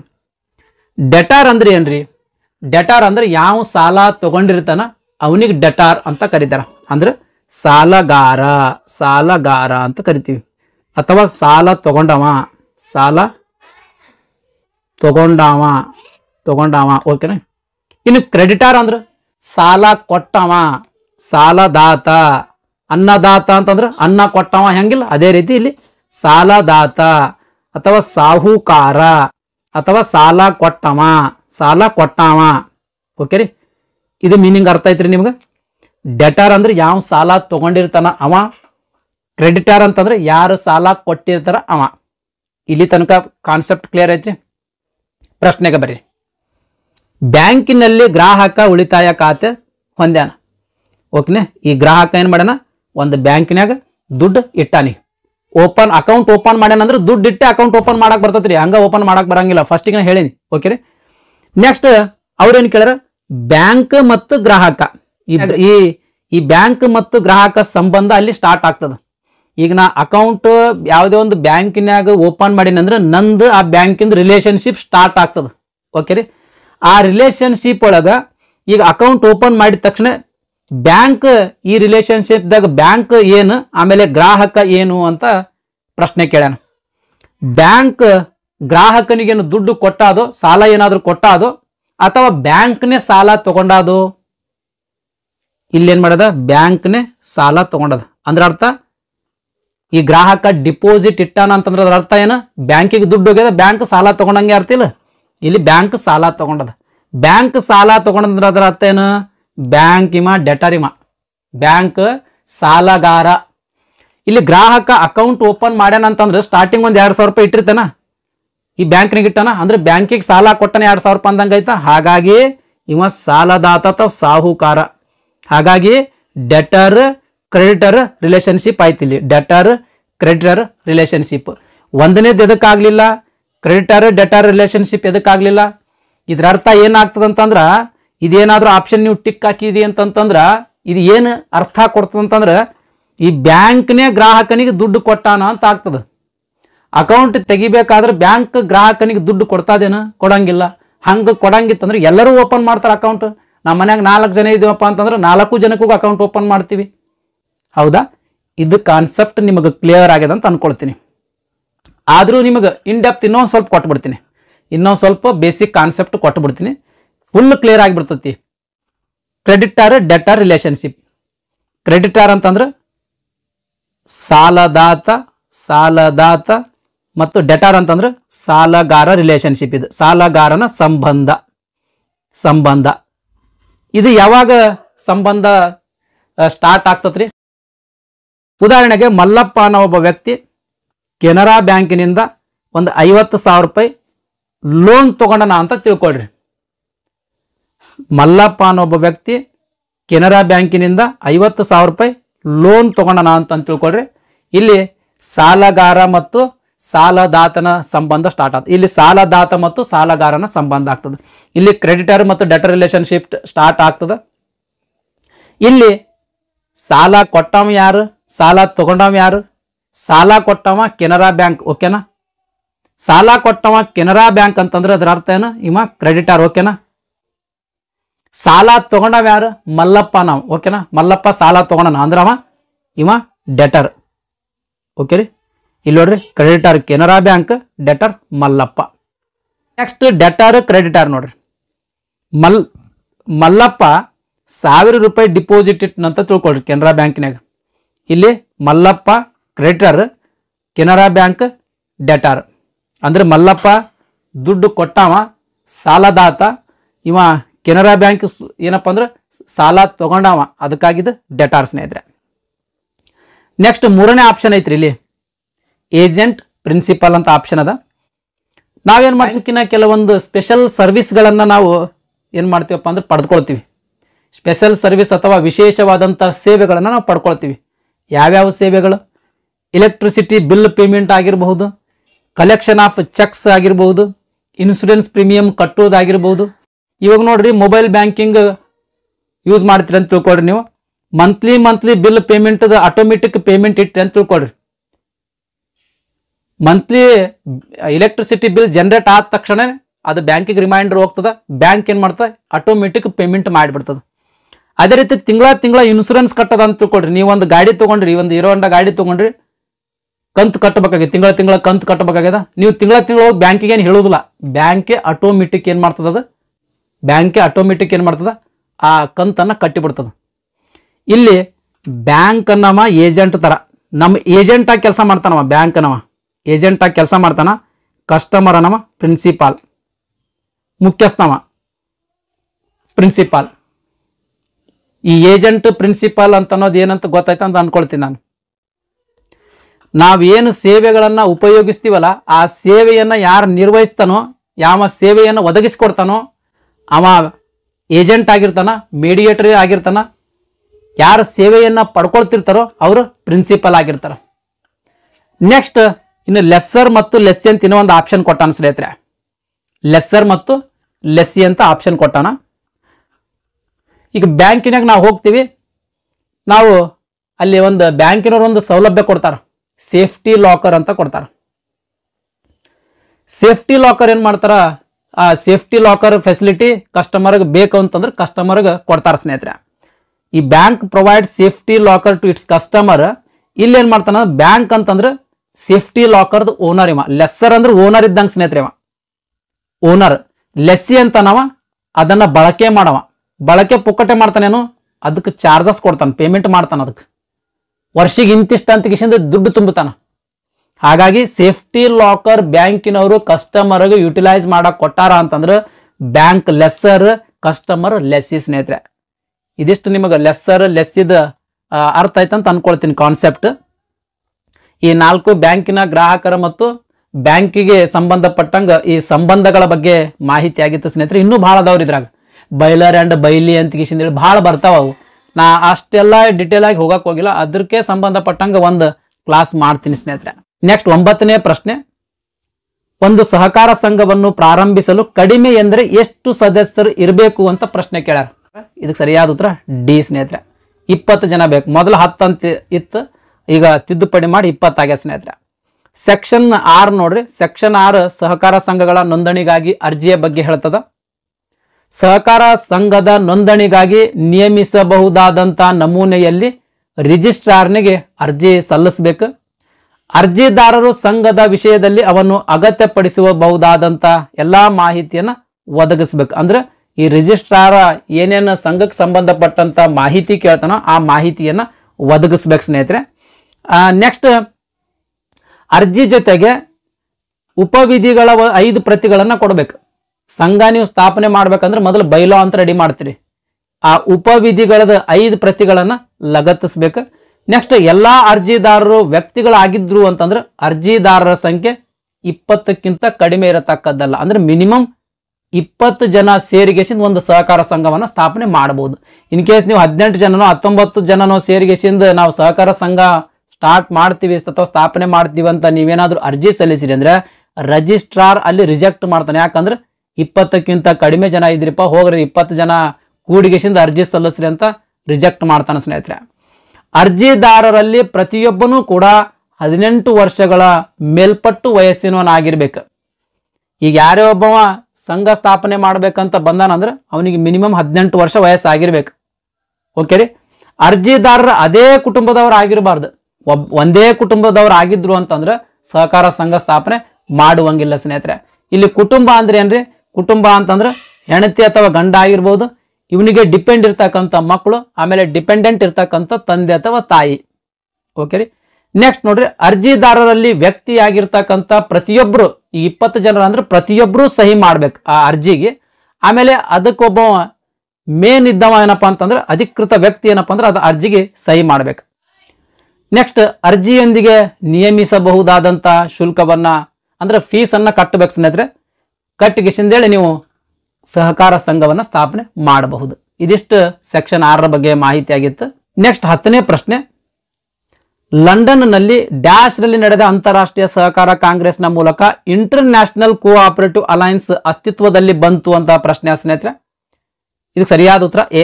1895ರಲ್ಲಿ ಇಂಟರ್ ನ್ಯಾಷನಲ್ ಕೋಆಪರೇಟಿವ್ ಅಲೈನ್ಸ್ ಅಸ್ತಿತ್ವಕ್ಕೆ ಬಂದಿರತಕ್ಕಂಥದ್ದು. ಇದಕ್ಕೆ ಸಂಬಂಧಿಸಿದಂತ ಮಾಹಿತಿಯನ್ನ ನೋಡೋಣ ಸ್ನೇಹಿತರೆ. ಅಂತಾರಾಷ್ಟ್ರೀಯ ಸಹಕಾರ ಮೈತ್ರಿ ಸಂಸ್ಥೆ, international cooperative alliance, short form ಆಗಿ ಇದನ್ನ ICA ಅಂತಾನೂ ಕೂಡ ಕರೀತಾರೆ ಸ್ನೇಹಿತರೆ. ಆಗಸ್ಟ್ 19, 1895ರಂದು ಅಂತಾರಾಷ್ಟ್ರೀಯ ಮೈತ್ರಿ ಸಂಸ್ಥೆ ಅಂದ್ರೆ ICA ಲಂಡನ್ ನಲ್ಲಿ ಸ್ಥಾಪನೆ ಮಾಡಲಾಯಿತು. ಜಗತ್ತಿನ ವಿವಿಧ ದೇಶಗಳ ಫೆಡರೇಷನ್ಗಳು ಇದರಲ್ಲಿ ಸದಸ್ಯತ್ವವನ್ನು ಹೊಂದಿರ್ತಾವ. ಇದು ಸ್ವತಂತ್ರ ಸರ್ಕಾರೇತರ ಹಾಗೂ ರಾಜಕೀಯೇತರ ಸಂಸ್ಥೆಯಾಗಿರ್ತದೆ. ಸ್ವತಂತ್ರ ಸಂಸ್ಥೆ, ಸರ್ಕಾರಕ್ಕೆ ಸಂಬಂಧಪಟ್ಟದಲ್ಲ, ಸರ್ಕಾರೇತರ ಸಂಸ್ಥೆ, ಆಮೇಲೆ ಯಾವುದೇ ರಾಜಕೀಯಕ್ಕೆ ಸಂಬಂಧಪಟ್ಟಂತ ಸಂಸ್ಥೆ ಅಲ್ಲಿದೆ, ರಾಜಕೀಯೇತರ ಸಂಸ್ಥೆಯಾಗಿರ್ತದೆ. 1982ರಲ್ಲಿ ಇದರ ಕೇಂದ್ರ ಸ್ಥಾನ ಸ್ವಿಟ್ಜರ್ಲೆಂಡಿನ ಜಿನವಕ್ ಸ್ಥಳಾಂತರ ಮಾಡಲಾಗಿತ್ತು. ತದನಂತರ ಇದರ ಕೇಂದ್ರ ಸ್ಥಾನವನ್ನ ಬೆಲ್ಜಿಯಂನಲ್ಲಿರ್ತಕ್ಕಂಥ ಬ್ರಸೆಲ್ಗೆ ಸ್ಥಳಾಂತರಿಸಲಾಯಿತು. ಏಷ್ಯಾ ಖಂಡದಲ್ಲಿಯೇ ICAನ ಪ್ರಾದೇಶಿಕ ಕಚೇರಿ 1960ರಲ್ಲಿ ದೆಹಲಿಯಲ್ಲಿ ಸ್ಥಾಪನೆ ಮಾಡಲಾಯಿತು ಸ್ನೇಹಿತರೆ. ICA 110 ದೇಶಗಳಲ್ಲಿ 313 ಸಹಕಾರ ಒಕ್ಕೂಟಗಳು ಮತ್ತು ಸಂಸ್ಥೆಗಳನ್ನ ಪ್ರತಿನಿಧಿಸ್ತದೆ. ICAನ ಅಂದ್ರೆ ಈ ಇಂಟರ್ ನ್ಯಾಷನಲ್ ಕೋಆಪರೇಷನ್ ಅಲೈನ್ಸ್ ನ ಮೊದಲ ಅಧ್ಯಕ್ಷರು ಅರ್ಲ್ ಗ್ರೇನ್ ಅವರಾಗಿದ್ರು. ICAನ ಮೊದಲ ಕಾರ್ಯದರ್ಶಿ ಎಡ್ವರ್ಡ್ ಓವನ್ ಗ್ರೀನಿಂಗ್ ನವರಾಗಿದ್ರು. ಪ್ರಸ್ತುತವಾಗಿ ಏರಿಯಲ್ ಗೌರ್ಕೋ ICAನ ಅಧ್ಯಕ್ಷರಾದಾರ. ಇವರು ಅರ್ಜೆಂಟೇನಿಯಾ ದೇಶಕ್ಕೆ ಸೇರಿದವರು. ಈ ಸಂಘಟನೆ ಸ್ಥಾಪನೆ ಮಾಡುವ ಉದ್ದೇಶ ಏನು ಅಂತ ಅನ್ನೋದ್ರ ಬಗ್ಗೆ ಇಲ್ಲಿ ಇನ್ ಡೀಟೇಲ್ ಆಗಿ ಮೆನ್ಷನ್ ಮಾಡಿದ್ದೀನಿ ಸ್ನೇಹಿತರೆ. ದಯಮಾಡಿ ವಿಡಿಯೋ ಪಾಸ್ ಮಾಡ್ಕೊಂಡು ನೋಡ್ರಿ, ಯಾಕಂದ್ರೆ ಇನ್ನೂ ಕ್ವಶನ್ಸ್ ಭಾಳ ಅದಾವ್ರಿ, ಅವಿಷ್ಟು ಡೀಲ್ ಮಾಡೋಣ್ರಿ. 2009ರಲ್ಲಿ ICA ಸಂಸ್ಥೆಯ ಪ್ರಥಮ ಮಹಿಳಾ ಅಧ್ಯಕ್ಷರಾಗಿ ಡಾಮೆ ಪಾಲಿನ್ ಗ್ರೀನ್ ಅವರು ಆಯ್ಕೆಯಾದ್ರು. ವಿಶ್ವಸಂಸ್ಥೆ 2012ಅನ್ನ ಅಂತಾರಾಷ್ಟ್ರೀಯ ಸಹಕಾರಿ ವರ್ಷ ಅಂತ ಘೋಷಣೆ ಮಾಡಿತ್ತು. 1923ರಿಂದಲೂ ಪ್ರತಿ ವರ್ಷ ಜುಲೈ ತಿಂಗಳ ಮೊದಲ ಶನಿವಾರವನ್ನ ಅಂತಾರಾಷ್ಟ್ರೀಯ ಸಹಕಾರ ದಿನವನ್ನಾಗಿ ಆಚರಣೆ ಮಾಡಲಾಗ್ತಿದೆ ಸ್ನೇಹಿತರೆ. ICA ಒಟ್ಟು 4 ಪ್ರಾದೇಶಿಕ ಕಚೇರಿಗಳನ್ನು ಹೊಂದ್ಯ ಸ್ನೇಹಿತರೆ, 4 ರೀಜನಲ್ ಆಫೀಸಸ್ಗಳನ್ನು ಹೊಂದ್ಯದ. ಅವುಗಳು ಯಾವ್ಯಾವು ಅಂತ ಅನ್ನೋದ್ರ ಬಗ್ಗೆ ನೋಡೋದಾದ್ರೆ, ಯುರೋಪ್ನಲ್ಲಿ ನೋಡಿ ಸ್ನೇಹಿತರೆ, ಯುರೋಪ್ನಲ್ಲಿ ಬೆಲ್ಜಿಯಂ ದೇಶದ ಬ್ರಸೆಲ್ಸ್ ಎಂಬ ಸ್ಥಳದಲ್ಲಿ ಒಂದು ರೀಜನಲ್ ಆಫೀಸ್ ಅದ.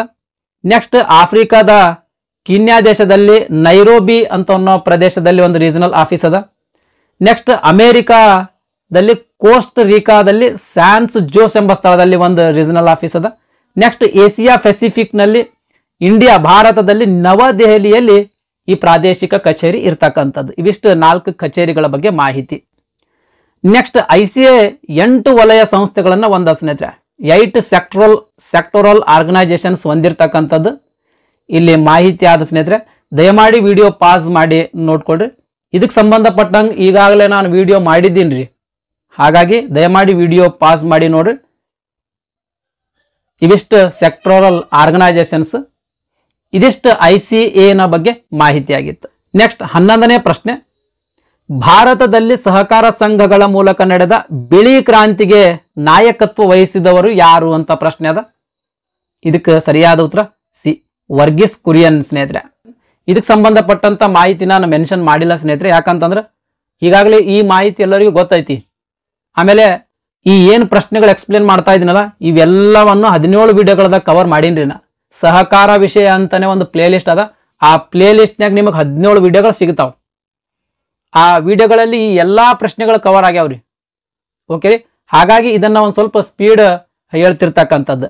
ನೆಕ್ಸ್ಟ್ 12ನೇ ಪ್ರಶ್ನೆ, ಪಟ್ಟಣ ಸಹಕಾರಿ ಬ್ಯಾಂಕುಗಳು, ವೇತನದಾರರ ಸಂಘಗಳು, ಥ್ರಿಫ್ಟ್ ಪತ್ತಿನ ಸಂಘಗಳು ಇವು ಯಾವುದಕ್ಕೆ ಉದಾಹರಣೆ ಅಂತ ಪ್ರಶ್ನೆ ಕೇಳ್ಯಾರ ಸ್ನೇಹಿತರೆ. ಈ ಎಲ್ಲಾ ಸಂಘಗಳು ಯಾವ ಸಹಕಾರ ಸಂಘಗಳಿಗೆ ಉದಾಹರಣೆ ಅಂತ ಕೇಳ್ಯಾರ. ಇದಕ್ಕೆ ಸರಿಯಾದ ಉತ್ತರ ಬಿ, ಕೃಷಿಯೇತರ ಪತ್ತಿನ ಸಂಘಗಳು. ಈ ಎಲ್ಲಾ ಸಂಘಗಳು ಕೃಷಿಯೇತರಿಗೆ ಸಾಲವನ್ನ ಒದಗಿಸ್ತಕ್ಕಂಥ ಸಂಘಗಳ ಸ್ನೇಹಿತರೆ. ಕೃಷಿ ಪತ್ತಿನ ಸಹಕಾರ ಸಂಘಗಳು ಅಂದ್ರೇನ್ರಿ? ಕೃಷಿಗೆ ಸಾಲವನ್ನ ಒದಗಿಸ್ತಕ್ಕಂಥ ಸಹಕಾರ ಸಂಸ್ಥೆಗಳನ್ನು ನಾವು ಕೃಷಿ ಪತ್ತಿನ ಸಹಕಾರ ಸಂಸ್ಥೆಗಳು ಅಂತ ಕರಿತೀವಿ. ನೆಕ್ಸ್ಟ್ ಇನ್ನು ಕೃಷಿಯೇತರ ಪತ್ತಿನ ಸಹಕಾರ ಸಂಘಗಳಂದ್ರೆ, ಕೃಷಿಯೇತರ ಪತ್ತಿನ ಸಂಘಗಳು ಅಂತಂದ್ರೆ ಕೃಷಿಗೆ ಹೊರತಾದ ಉದ್ದೇಶಗಳಿಗೆ ಸಾಲ ಸೌಲಭ್ಯವನ್ನ ನೀಡ್ತಕ್ಕಂಥ ಸಹಕಾರ ಸಂಘಗಳು. ಅಂದ್ರೆ ವ್ಯಾಪಾರಕ್ಕಾಗಿರಬಹುದು, ಮನೆ ಕಟ್ಸಕ್ಕಾಗಿರಬಹುದು, ಈ ರೀತಿ ಕೃಷಿಗೆ ಹೊರತಾದ ಅಂದ್ರೆ ಕೃಷಿಗೆ ಬಿಟ್ಟು ಬೇರೆ ಉದ್ದೇಶಗಳಿಗಾಗಿ ಸಾಲವನ್ನ ನೀಡ್ತಕ್ಕಂಥ ಸಹಕಾರ ಸಂಘಗಳಿಗೆ ನಾವು ಕೃಷಿಯೇತರ ಸಹಕಾರ ಸಂಘಗಳು ಅಂತ ಕರಿತೀವಿ. ಇಲ್ಲಿ ಪಟ್ಟಣ ಸಹಕಾರಿ ಬ್ಯಾಂಕ್ಗಳು, ವೇತನದಾರರ ಸಂಘಗಳು, ಥ್ರಿಫ್ಟ್, ಆಮೇಲೆ ಪತ್ತಿನ ಸಂಘಗಳು ಇವೆಲ್ಲ ಕೃಷಿಗೆ ಸಾಲ ಒದಗಿಸೋದಿಲ್ರಿ. ಹಾಗಾಗಿ ಇವನ್ನ ಕೃಷಿಯೇತರ ಪತ್ತಿನ ಸಹಕಾರ ಸಂಘಗಳು ಅಂತ ಕರಿತೀವಿ. ನೆಕ್ಸ್ಟ್ 13ನೇ ಪ್ರಶ್ನೆ, ಕರ್ನಾಟಕ ಸಹಕಾರ ಸಂಘಗಳ ಕಾಯ್ದೆಯ ಅಡಿಯಲ್ಲಿ ಸಹಕಾರ ಸಂಘ ಅಂದ್ರೆ ಏನು ಅಂತ ಪ್ರಶ್ನೆ ಸ್ನೇಹಿತರೆ. ಇದಕ್ಕೆ ಸರಿಯಾದ ಉತ್ತರ ಡಿ ಸ್ನೇಹಿತರೆ. KCS ಕಾಯ್ದೆಯಡಿಯಲ್ಲಿ ನೋಂದಾವಣೆಯಾಗಿರುವ ಸಂಘ ಅಂದ್ರೆ ಕರ್ನಾಟಕ ಸಹಕಾರ ಸಂಘಗಳ ಅಧಿನಿಯಮ. ಈ ಅಧಿನಿಯಮ 1959 ಕಾಯ್ದೆಯಡಿಯಲ್ಲಿ ನೋಂದಾವಣೆಯಾಗಿರ್ತಕ್ಕಂಥ ಸಂಘ, ಆಮೇಲೆ ನೋಂದಾವಣೆಯಾಗಿರುವಂತೆ ಪರಿಗಣಿಸಲ್ಪಡುವಂತ ಸಂಘಗಳಿಗೆ ನಾವು ಸಹಕಾರ ಸಂಘ ಅಂತ ಕರಿತೀವಿ. ಇಲ್ಲಿ ಡೆಫಿನಿಷನ್ ಕೂಡ ಕೊಟ್ಟಿನ ಸ್ನೇಹಿತರೆ. ಆಕ್ಟ್ ಒಳಗೆ ಯಾವ ರೀತಿ ಡೆಫಿನಿಷನ್ ಅದ ಅದೇ ರೀತಿ ಡೆಫಿನಿಷನ್ ಅನ್ನ ಇಲ್ಲಿ ಮೆನ್ಷನ್ ಮಾಡಿರ್ತಕ್ಕಂಥದ್ದು. ಸಹಕಾರ ಸಂಘ ಅಂದ್ರೆ ಏನ್ರಿ? ಈ ಅಧಿನಿಯಮದ ಮೇರೆಗೆ ಅಂದ್ರೆ ಕರ್ನಾಟಕ ಸಹಕಾರ ಸಂಘಗಳ ಅಧಿನಿಯಮದ ಮೇರೆಗೆ ನೋಂದಾಯಿತವಾಗಿರುವ ಅಥವಾ ನೋಂದಾಯಿತವಾಗಿದೆ ಎಂದು ಪರಿಗಣಿಸಲ್ಪಡುವ ಅಥವಾ ಭಾವಿಸಲ್ಪಡುವ ಸಂಘಗಳಿಗೆ ನಾವು ಸಹಕಾರ ಸಂಘ ಅಂತ ಕರಿತೀವಿ ಸ್ನೇಹಿತರೆ. ಇದು ಈ ಆಕ್ಟ್ ನಲ್ಲಿ ಇರ್ತಕ್ಕಂಥ ಡೆಫಿನಿಷನ್ ಸ್ನೇಹಿತರೆ. 14ನೇ ಪ್ರಶ್ನೆ, ಸಹಕಾರ ಸಂಘಗಳ ನೋಂದಣಿಗೆ ಅಂದ್ರೆ ಸ್ಥಾಪನೆಗೆ ಅರ್ಜಿ ಸಲ್ಲಿಸ್ತಕ್ಕಂಥ ಪ್ರತಿಯೊಬ್ಬ ಸದಸ್ಯನ ವಯಸ್ಸು ಎಷ್ಟು ವರ್ಷಕ್ಕೆ ಮೇಲ್ಪಟ್ಟಿರಬೇಕು ಅಂತ ಪ್ರಶ್ನೆ ಅದ.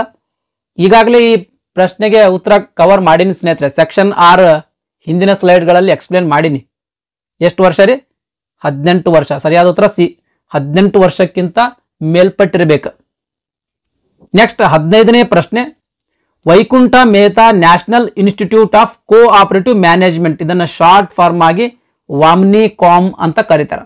ಭಾರತದ ಯಾವ ನಗರದಲ್ಲಿ ಇದು ಅಸ್ತಿತ್ವದಲ್ಲಿ ಐತಿ ಅಂತ ಪ್ರಶ್ನೆ ಅದ. ಇದಕ್ಕೆ ಸರಿಯಾದ ಉತ್ತರ ಎ, ಪುಣೆಯಲ್ಲಿ ಅಸ್ತಿತ್ವದಲ್ಲಿ ಐತ್ರಿ. ಇದು ವಾಮ್ನಿಕಾಮ್ ಇದು ಶಾರ್ಟ್ ಫಾರ್ಮ್ ಸ್ನೇಹಿತರೆ. ಇದ್ರದ್ದು full form Vaikuntha Mehta national institute of cooperative management. ಇದು ವಾಮ್ನಿಕಾಮ್ ದ ಫುಲ್ ಫಾರ್ಮ್. ಈ ಸಂಸ್ಥೆ ಪುಣೆಯಲ್ಲಿ ಅಸ್ತಿತ್ವದಲ್ಲಿ ಇರ್ತಕ್ಕಂಥದ್ದು. 1947ರಲ್ಲಿ ಈ ಸಂಸ್ಥೆ ಸಹಕಾರಿ ತರಬೇತಿ ಮಹಾವಿದ್ಯಾಲಯ ಅಂತೇಳಿ ಪ್ರಾರಂಭಿಸಲಾಯಿತು. ನಂತರ 1964ರಲ್ಲಿ ಇದು ಉನ್ನತ ಮಟ್ಟದ ಕಾರ್ಯನಿರ್ವಹಣೆಗೆ ಸಂಬಂಧಪಟ್ಟಂಗ ತರಬೇತಿ ಕೊಡಕ ಪ್ರಾರಂಭಿಸಿತು ಸ್ನೇಹಿತರೆ. ಅಲ್ಲಿಂದ ಈ ಸಹಕಾರಿ ತರಬೇತಿ ಮಹಾವಿದ್ಯಾಲಯ ಅಂತ ಇರ್ತಕ್ಕಂಥ ಹೆಸರನ್ನ Vaikuntha Mehta national institute of cooperative management ಅಂತ ಮರುನಾಮಕರಣ ಮಾಡಲಾಯಿತು ಸ್ನೇಹಿತರೆ. ಈ ವಾಮ್ನಿಕಾಮ್ ಈ ಸಂಸ್ಥೆ 50 ವರ್ಷಗಳಿಂದ ಅಫೆಕ್ಸ್ ಮ್ಯಾನೇಜ್ಮೆಂಟ್ ತರಬೇತಿ ಸಂಸ್ಥೆಯಾಗಿ ಕಾರ್ಯವನ್ನ ನಿರ್ವಹಿಸ್ತಿರ್ತಕ್ಕಂಥದ್ದು. ವಿವಿಧ ಸರ್ಕಾರಿ ಇಲಾಖೆಗಳು ಆಮೇಲೆ ಇತರ ರಾಷ್ಟ್ರೀಯ ಸಂಸ್ಥೆಗಳ ಸಂಶೋಧನೆ ಮತ್ತು ಸಲಹಾ ಅಗತ್ಯಗಳ ಮೇಲೆ ಮುಖ್ಯ ಗಮನವನ್ನ ಕೇಂದ್ರೀಕರಿಸಿ ನಿರ್ವಹಣೆ ಆಮೇಲೆ ಅಭಿವೃದ್ಧಿಗೆ ಸಂಬಂಧಪಟ್ಟಂತ ತರಬೇತಿಯನ್ನ ಪೂರೈಸ್ತಿರ್ತಕ್ಕಂಥದ್ದು. ಈ ಸಂಸ್ಥೆಯ ಮೇಜರ್ ಪ್ರೋಗ್ರಾಮ್ಸ್ ಇಲ್ಲಿ ಅದಾವ ಸ್ನೇಹಿತರೆ. ದಯಮಾಡಿ ವಿಡಿಯೋ ಪಾಸ್ ಮಾಡಿ ನೋಡ್ರಿ. ಇವು ಮೇಜರ್ ಪ್ರೋಗ್ರಾಮ್ಸ್ ಏನಪ್ಪಾ ಅಂದ್ರೆ ಈ ಸಂಸ್ಥೆ ನಡೆಸಿಕೊಡ್ತದ. ಇದಿಷ್ಟು ವಾಮ್ನಿಕಾಮ್ ಸಂಸ್ಥೆಯ ಬಗ್ಗೆ ಮಾಹಿತಿಯಾಗಿತ್ತು. ನೆಕ್ಸ್ಟ್ 16ನೇ ಪ್ರಶ್ನೆ, ಅಂದಿನ ಬಾಂಬೆ ಪ್ರಾಂತ್ಯದ ಡ್ಯಾಶ್ ಎಲ್ಲಿ 1915ರಲ್ಲಿ ಮೊಟ್ಟ ಮೊದಲನೆಯ ಮಾರುಕಟ್ಟೆ ಸಹಕಾರ ಸಂಸ್ಥೆ ಅಸ್ತಿತ್ವಕ್ಕೆ ಬಂತು ಅಂತ ಪ್ರಶ್ನೆ ಅದ. ಅಂದ್ರೆ ಯಾವ ಸ್ಥಳದಲ್ಲಿ ಮೊಟ್ಟ ಮೊದಲ ಮಾರಾಟ ಸಹಕಾರ ಸಂಸ್ಥೆ ಅಸ್ತಿತ್ವಕ್ಕೆ ಬಂತು ಅಂತ ಪ್ರಶ್ನೆ ಅದ. ಇದಕ್ಕೆ ಸರಿಯಾದ ಉತ್ತರ ಎ, ಹುಬ್ಬಳ್ಳಿಯಲ್ಲಿ ಸ್ನೇಹಿತರೆ. 1915ರಲ್ಲಿ the Hubballi cooperative cotton sales society ಅಂತ ಹೇಳಿ ಹುಬ್ಬಳ್ಳಿಯಲ್ಲಿ ಸ್ಥಾಪನೆ ಮಾಡಲಾಯಿತು. ಇದು ಭಾರತದ ಮೊಟ್ಟ ಮೊದಲನೆಯ ಮಾರಾಟ ಸಹಕಾರ ಸಂಘ ಸ್ನೇಹಿತರೆ. ಸ್ಥಳೀಯ ಸರ್ಕಾರಗಳಿಗೆ ಸಂಬಂಧಪಟ್ಟಂತ ಕೆಲವು ಪ್ರಾಂತ್ಯಗಳ ಕಾಯ್ದೆಗಳನ್ನ ಜಾರಿಗೆ ತಂದು ಸ್ನೇಹಿತರೆ, ಅಂಥದ್ರಲ್ಲಿ ಮುಂಬೈ ಪ್ರಾಂತ್ಯ ಸರ್ಕಾರ 1925ರಲ್ಲಿ ತನ್ನದೇ ಆದಂತಹ ಸಹಕಾರ ಕಾಯ್ದೆಯನ್ನ ಜಾರಿಗೆ ತಂತು. ಇದು ಸ್ಥಳೀಯ ಸರ್ಕಾರಗಳಲ್ಲಿ ಸಹಕಾರ ಕಾಯ್ದೆಯನ್ನ ಜಾರಿಗೆ ತಂದಿರತಕ್ಕಂಥ ಮೊದಲ ಪ್ರಾಂತ್ಯ ಸ್ನೇಹಿತರೆ ಅಥವಾ ಮೊದಲ ಸರ್ಕಾರ ಇದು. ತದನಂತರ ಬಿಹಾರ, ಒರಿಸ್ಸಾ, ಪಶ್ಚಿಮ ಬಂಗಾಳ ಪ್ರಾಂತ್ಯಗಳ ಸಹಕಾರ ಕಾಯ್ದೆಗಳನ್ನ ರಚನೆ ಮಾಡಿಕೊಂಡು ಸ್ನೇಹಿತರೆ ಇಲ್ಲಿ ಲಿಸ್ಟ್ ಐತ್ರಿ. ಸ್ಥಳೀಯ ಸರ್ಕಾರಗಳ ಸಹಕಾರ ಕಾಯ್ದೆಯನ್ನ ರಚಿಸಿಕೊಂಡಿರ್ತಕ್ಕಂಥ ವರ್ಷಗಳ ಬಗ್ಗೆ ಸಂಪೂರ್ಣವಾದಂಥ ಮಾಹಿತಿಯನ್ನ ಮೆನ್ಷನ್ ಮಾಡಿದ್ದೀನಿ ಸ್ನೇಹಿತರೆ. ದಯಮಾಡಿ ವಿಡಿಯೋ ಪಾಸ್ ಮಾಡಿ ನೋಡ್ರಿ. ನೆಕ್ಸ್ಟ್ 17ನೇ ಪ್ರಶ್ನೆ, ಮಾಧ್ಯಮಿಕ ಅಥವಾ ಸೆಕೆಂಡರಿ ಸಹಕಾರ ಸಂಘ ಅಂದ್ರೆ ಏನು ಅಂತ ಪ್ರಶ್ನೆ ಸ್ನೇಹಿತರೆ. ಅದೇನು ಸಹಕಾರ ಕೂಟನೋ, ಸಹಕಾರ ಒಕ್ಕೂಟನೋ, ಸಹಕಾರ ಸಗಟು ಸಂಘನೋ ಏನು ಅಂತ ಪ್ರಶ್ನೆ ಸ್ನೇಹಿತರೆ. ಇದಕ್ಕೆ ಸರಿಯಾದ ಉತ್ತರ ಡಿ. ಮಾಧ್ಯಮಿಕ ಸಹಕಾರ ಸಂಘ ಅಂದ್ರೆ ಎಲ್ಲವೂ ಸಹಕಾರ ಕೂಟ ಆಗಿರ್ಬೋದು, ಒಕ್ಕೂಟ ಆಗಿರ್ಬೋದು, ಸಹಕಾರ ಸಗಟು ಸಂಘ ಆಗಿರ್ಬೋದು ಸ್ನೇಹಿತರೆ. ದ್ವಿತೀಯ ಸಹಕಾರ ಸಂಘ ಅಂದ್ರೆ ಏನ್ರಿ? ಸಹಕಾರಿ ಫೆಡರೇಷನ್ ಅಂತ ಅರ್ಥ. ಫೆಡರೇಷನ್ ಅಂದ್ರೆ ಏನ್ರಿ? ಒಕ್ಕೂಟ ಅಥವಾ ಮಹಾಮಂಡಳ ಅಂತ ಅರ್ಥ. ದ್ವಿತೀಯ ಸಹಕಾರ ಸಂಘವು ಇತರ ಸಹಕಾರ ಸಂಘಗಳಿಂದ ಮಾಡಲ್ಪಟ್ಟಿರ್ತಕ್ಕಂಥ ಒಂದು ಸಹಕಾರಿ ಮಂಡಳ ಸ್ನೇಹಿತರೆ. ಇಲ್ಲಿ ನೋಡ್ರಿ, ಸಹಕಾರ ಒಕ್ಕೂಟ ಅಂತಂದ್ರೆ ವಿವಿಧ ಸಹಕಾರ ಸಂಘಗಳಿಂದ ಸ್ಥಾಪನೆ ಆಗ್ತದ. ಒಕ್ಕೂಟ ಅಂತೂ ನಿಮ್ಗೆ ಗೊತ್ತೈತಿ, ಫೆಡರೇಷನ್. ಆಮೇಲೆ ಅಂದ್ರೆ ಸಹಕಾರ ಸಗಟು ಸಂಘ ಅಂದ್ರೆ ಇದು ರಿಟೇಲ್ ಏನಪ್ಪಾ ಅಂತಂದ್ರೆ ರಿಟೇಲ್ ಸಹಕಾರ ಸಂಘಗಳಿಂದ ಎಲ್ಲಾ ರಿಟೇಲ್ ಸಹಕಾರ ಸಂಘಗಳ ಸೇರಿಗೆಸಿಂದ ಸಹಕಾರ ಸಗಟು ಸಂಘ ಅಂತ ಸ್ಥಾಪನೆ ಮಾಡಿರ್ತಾವ ಸ್ನೇಹಿತರೆ. ಹಾಗಾಗಿ ಸೆಕೆಂಡರಿ ಸಹಕಾರ ಸಂಘ ಅಥವಾ ಮಾಧ್ಯಮಿಕ ಸಹಕಾರ ಸಂಘ ಅಂತಂದ್ರೆ ಇವು ಮೂರು ಬರ್ತಾವ. 18ನೇ ಪ್ರಶ್ನೆ, ಲ್ಯಾಂಪ್ಸ್ ಫುಲ್ ಫಾರ್ಮ್ ಕೇಳ್ಯಾರ ಸ್ನೇಹಿತರೆ. ಇದಕ್ಕೆ ಸರಿಯಾದ ಉತ್ತರ B, large area multipurpose societies ಅಂತ ಲಾರ್ಜ್ ಫುಲ್ ಫಾರ್ಮ್. ಈ ಸಹಕಾರ ಮಾರ್ಗದರ್ಶಿ ಅಂತ ಒಂದು ಬುಕ್ ಆದ್ರಿ. ಈಗೇನ್ ಎಕ್ಸಾಮ್ ತೊಂದ್ರ ಅಫೆಕ್ಸ್ ಬ್ಯಾಂಕಿನವರು ಅವರೇ ಪ್ರಕಟಣೆ ಮಾಡಿರ್ತಕ್ಕಂಥ ಬುಕ್ ಸ್ನೇಹಿತರೆ. ಅವ್ರದ್ದು ಬುಕ್ನಾಗ ನೋಡ್ರಿ, large scale agriculture multipurpose cooperative societies, ಆಮೇಲೆ ಲಾರ್ಜ್ ಸ್ಕೇಲ್ ಆದಿವಾಸಿ ಮಲ್ಟಿಪರ್ಪಸ್ ಕೋಆಪರೇಟಿವ್ ಸೊಸೈಟೀಸ್ ಅಂತ ಲ್ಯಾಂಪ್ಸ್ 2 ಫುಲ್ ಫಾರ್ಮ್ ಕೊಟ್ಟಾರ. ಅವೆರಡು ಫುಲ್ ಫಾರ್ಮ್ ಅಲ್ಲ ಸ್ನೇಹಿತರೆ, ತಪ್ಪೇ ಅದಾವ. ಇಲ್ಲೇನದ large area multipurpose societies.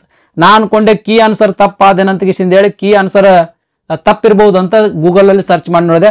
Google ಅಲ್ಲಿಯೂ ಕೂಡ ಲಾರ್ಜ್ ಏರಿಯಾ ಮಲ್ಟಿಪರ್ಪಸ್ ಸೊಸೈಟೀಸ್ ಅಂತಾನೆ ಅದ ಸ್ನೇಹಿತರೆ. ಕೆಲವೊಮ್ಮೆ ಆಥರ್ಸ್ ಗಳನ್ನು ತಪ್ಪು ಬರೆದು ಬಿಡ್ತಾರ. ಯಾಕೆ ಈ ರೀತಿ ಆಥರ್ ಈ ಒಂದು ಮಿಸ್ಟೇಕ್ ಮಾಡಿದ್ರಂತ ನನಗೂ ಕನ್ಫ್ಯೂಸ್ ಆಯ್ತು ಸ್ನೇಹಿತರೆ. ಇರ್ಲಿ, ಈ ಪ್ರಶ್ನೆಗೆ LAMPS full form large area multipurpose society. ಈ ಬುಕ್ ಏನಪ್ಪಾ ಅಂದ್ರೆ ಲ್ಯಾಂಪ್ಸ್ ಎಕ್ಸ್ಪ್ಲಾನೇಷನ್ ಕೊಟ್ಟ ಸ್ನೇಹಿತರೆ. ಅದ್ರ ಪ್ರಕಾರ ಎಕ್ಸ್ಪ್ಲಾನೇಷನ್ ಏನೈತಿ ಅಂತ ಕಿಶಿಂದ ನಾನು ನಿಮಗೆ ಎಕ್ಸ್ಪ್ಲೇನ್ ಮಾಡ್ತೀನಿ ಸ್ನೇಹಿತರೆ. ಲಾರ್ಜ್ ಏರಿಯಾ ಮಲ್ಟಿಪರ್ಪಸ್ ಸೊಸೈಟೀಸ್ ದೊಡ್ಡ ಪ್ರಮಾಣದ ವಿವಿಧೋದ್ದೇಶ ಸಹಕಾರ ಸಂಘಗಳು. ಅರಣ್ಯ ಪ್ರದೇಶದಲ್ಲಿ ವಾಸಿಸುವ ಹಿಂದುಳಿದ ಪಂಗಡಕ್ಕೆ ಸೇರಿದ ಗಿರಿಜನರ ಆರ್ಥಿಕ ಮತ್ತು ಸಾಮಾಜಿಕ ಅಭಿವೃದ್ಧಿಗಾಗಿ ಅರಣ್ಯ ಕಾರ್ಮಿಕ ಸಹಕಾರ ಸಂಘಗಳು ಅಂತ ಮೊದಲು ಸ್ಥಾಪನೆ ಆಯ್ತು. ನಂತರ 1972ರಲ್ಲಿ ದೊಡ್ಡ ಪ್ರಮಾಣದ ಇದು ತೆಗಿರಿ, ಗಿರಿಜನ ಬೇಡ್ರಿ, ಇದು ದೊಡ್ಡ ಪ್ರಮಾಣದ ವಿವಿಧೋದ್ದೇಶ ಸಹಕಾರ ಸಂಘಗಳು ಅಂತ ಆ ಹೆಸರನ್ನ ಮರು ನಾಮಕರಣ ಮಾಡಲಾಯಿತು. ಗಿರಿಜನರು ಜಾಸ್ತಿ ಇರ್ತಕ್ಕಂಥ ಸ್ಥಳಗಳಲ್ಲಿ ಈ ಸಹಕಾರ ಸಂಘಗಳನ್ನ ಸ್ಥಾಪನೆ ಮಾಡಲಾಗ್ತದ. ನಾರ್ಮಲಿ ಮೈಸೂರು, ಕೊಡಗು, ಚಿಕ್ಕಮಗಳೂರು, ದಕ್ಷಿಣ ಕನ್ನಡ, ಉತ್ತರ ಕನ್ನಡ, ಉಡುಪಿ ಈ ಜಿಲ್ಲೆಗಳಲ್ಲಿ ಈ ಲ್ಯಾಂಪ್ಸ್ ಗಳ ಸ್ಥಾಪನೆ ಮಾಡಿರ್ತಕ್ಕಂಥದ್ದು. ಪ್ರಸ್ತುತ 22 ಸಂಘಗಳದಾವ್ರಿ.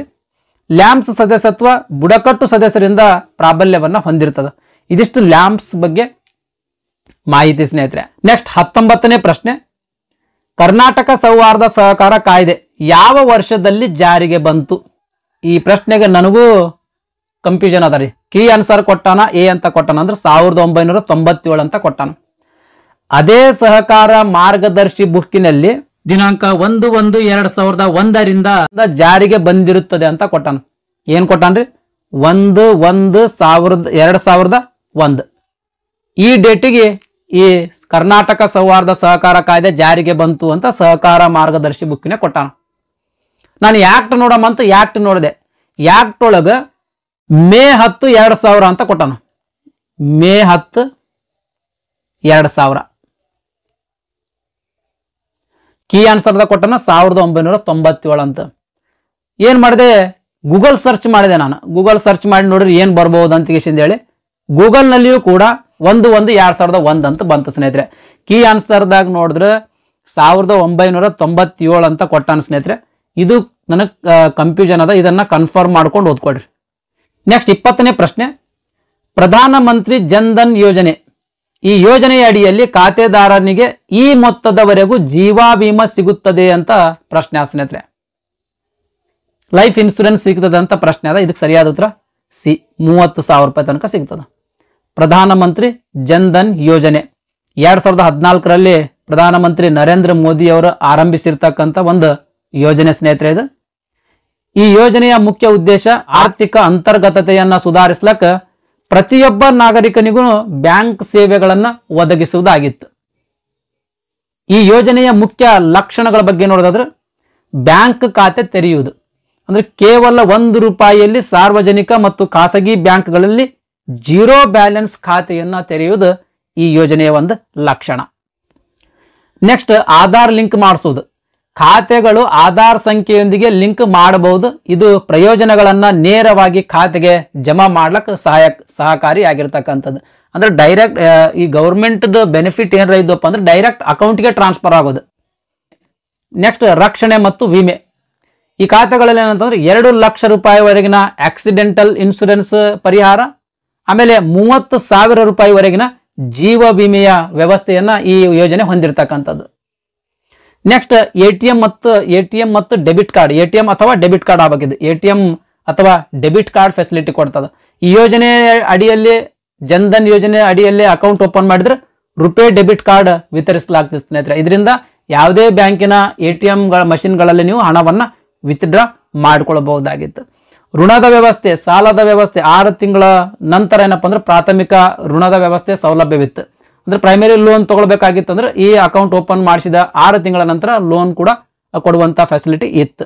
ನೆಕ್ಸ್ಟ್, ನಗದು ವರ್ಗಾವಣೆ, ಅಮೌಂಟ್ ಟ್ರಾನ್ಸ್ಫರ್ ಮಾಡೋದು. ಇವಿಷ್ಟೇನಪ್ಪ ಅಂದ್ರೆ ಈ ಯೋಜನೆಯ ಪ್ರಮುಖ ಲಕ್ಷಣಗಳಾಗಿದ್ದು ಸ್ನೇಹಿತರೆ. ನೆಕ್ಸ್ಟ್ 21ನೇ ಪ್ರಶ್ನೆ, ಕರ್ನಾಟಕ ರಾಜ್ಯ ಸಹಕಾರ ಮಹಾಮಂಡಳವು ಎಲ್ಲಿ ನೆಲೆಗೊಂಡಿದೆ ಅಂತ ಪ್ರಶ್ನೆ ಅದ. ಇದಕ್ಕೆ ಸರಿಯಾದ ಉತ್ತರ ಡಿ, ಬೆಂಗಳೂರಿನಲ್ಲಿ ನೆಲೆಗೊಂಡಿದೆ ಸ್ನೇಹಿತರೆ. ಇವಾಗ ಏನು ಅಫೆಕ್ಸ್ ಬ್ಯಾಂಕಿಂದ ಎಕ್ಸಾಮ್ ಕೊಟ್ಟಿರಲ್ಲ, ಅದೇ ಬ್ಯಾಂಕಿಂದ ಇದು ಪ್ರಶ್ನೆ ಸ್ನೇಹಿತರೆ. ಆ ಬ್ಯಾಂಕಿಂದ ಅಫೀಸಿಯಲ್ ವೆಬ್ಸೈಟ್ನಾಗ ಹೋಗಿ ಅಬೌಟ್ ಅಸ್ ಅಂತ ಒಂದು ಟ್ಯಾಬ್ ಇರ್ತದೆ. ಆ ಅಬೌಟ್ ಅಸ್ನ್ಯಾಗ ನೀವು ಹೋಗಿ ನೋಡಿದ್ರೆ ನಿಮ್ಗೆ ಕಂಪ್ಲೀಟ್ ಇನ್ಫಾರ್ಮೇಶನ್ ಸಿಗ್ತದೆ ಸ್ನೇಹಿತರೆ. ನೆಕ್ಸ್ಟ್ 22ನೇ ಪ್ರಶ್ನೆ, ಸಹಕಾರಿ ಸಂಘದ ಸದಸ್ಯತ್ವವು ಯಾವಾಗ ಕೊನೆಗೊಳ್ಳುತ್ತದೆ ಅಂತ ಪ್ರಶ್ನೆ ಅದ. ಇಲ್ಲಿ 4 ಆಪ್ಷನ್ ಅದಾವು. ಸದಸ್ಯ ವ್ಯಕ್ತಿ ಮೃತನಾದನು ಅಂತಂದ್ರೆ ಕೊನೆಗೊಳ್ಳುತ್ತದೋ, ಸದಸ್ಯನಿಗೆ 65 ವರ್ಷ ತುಂಬಿದಾಗ ಕೊನೆಗೊಳ್ಳುತ್ತದೋ, ಸದಸ್ಯನ ದೇಹದಾಢ್ಯ ಕುಗ್ಗಿದಾಗ ಸದಸ್ಯತ್ವ ಕೊನೆಗೊಳ್ಳುತ್ತದೋ, ಅಥವಾ ಸದಸ್ಯ ಉದ್ದೇಶಪೂರ್ವಕವಾಗಿ ಸುಸ್ತಿಗಾರನಾಗಿದ್ದನು ಅಂತ ಘೋಷಣೆ ಆದಾಗ ಸದಸ್ಯತ್ವ ಕೊನೆಗೊಳ್ಳುತ್ತದ ಅಂತ ಪ್ರಶ್ನೆ ಕೇಳಿರ್ತಕ್ಕಂಥದ್ದು.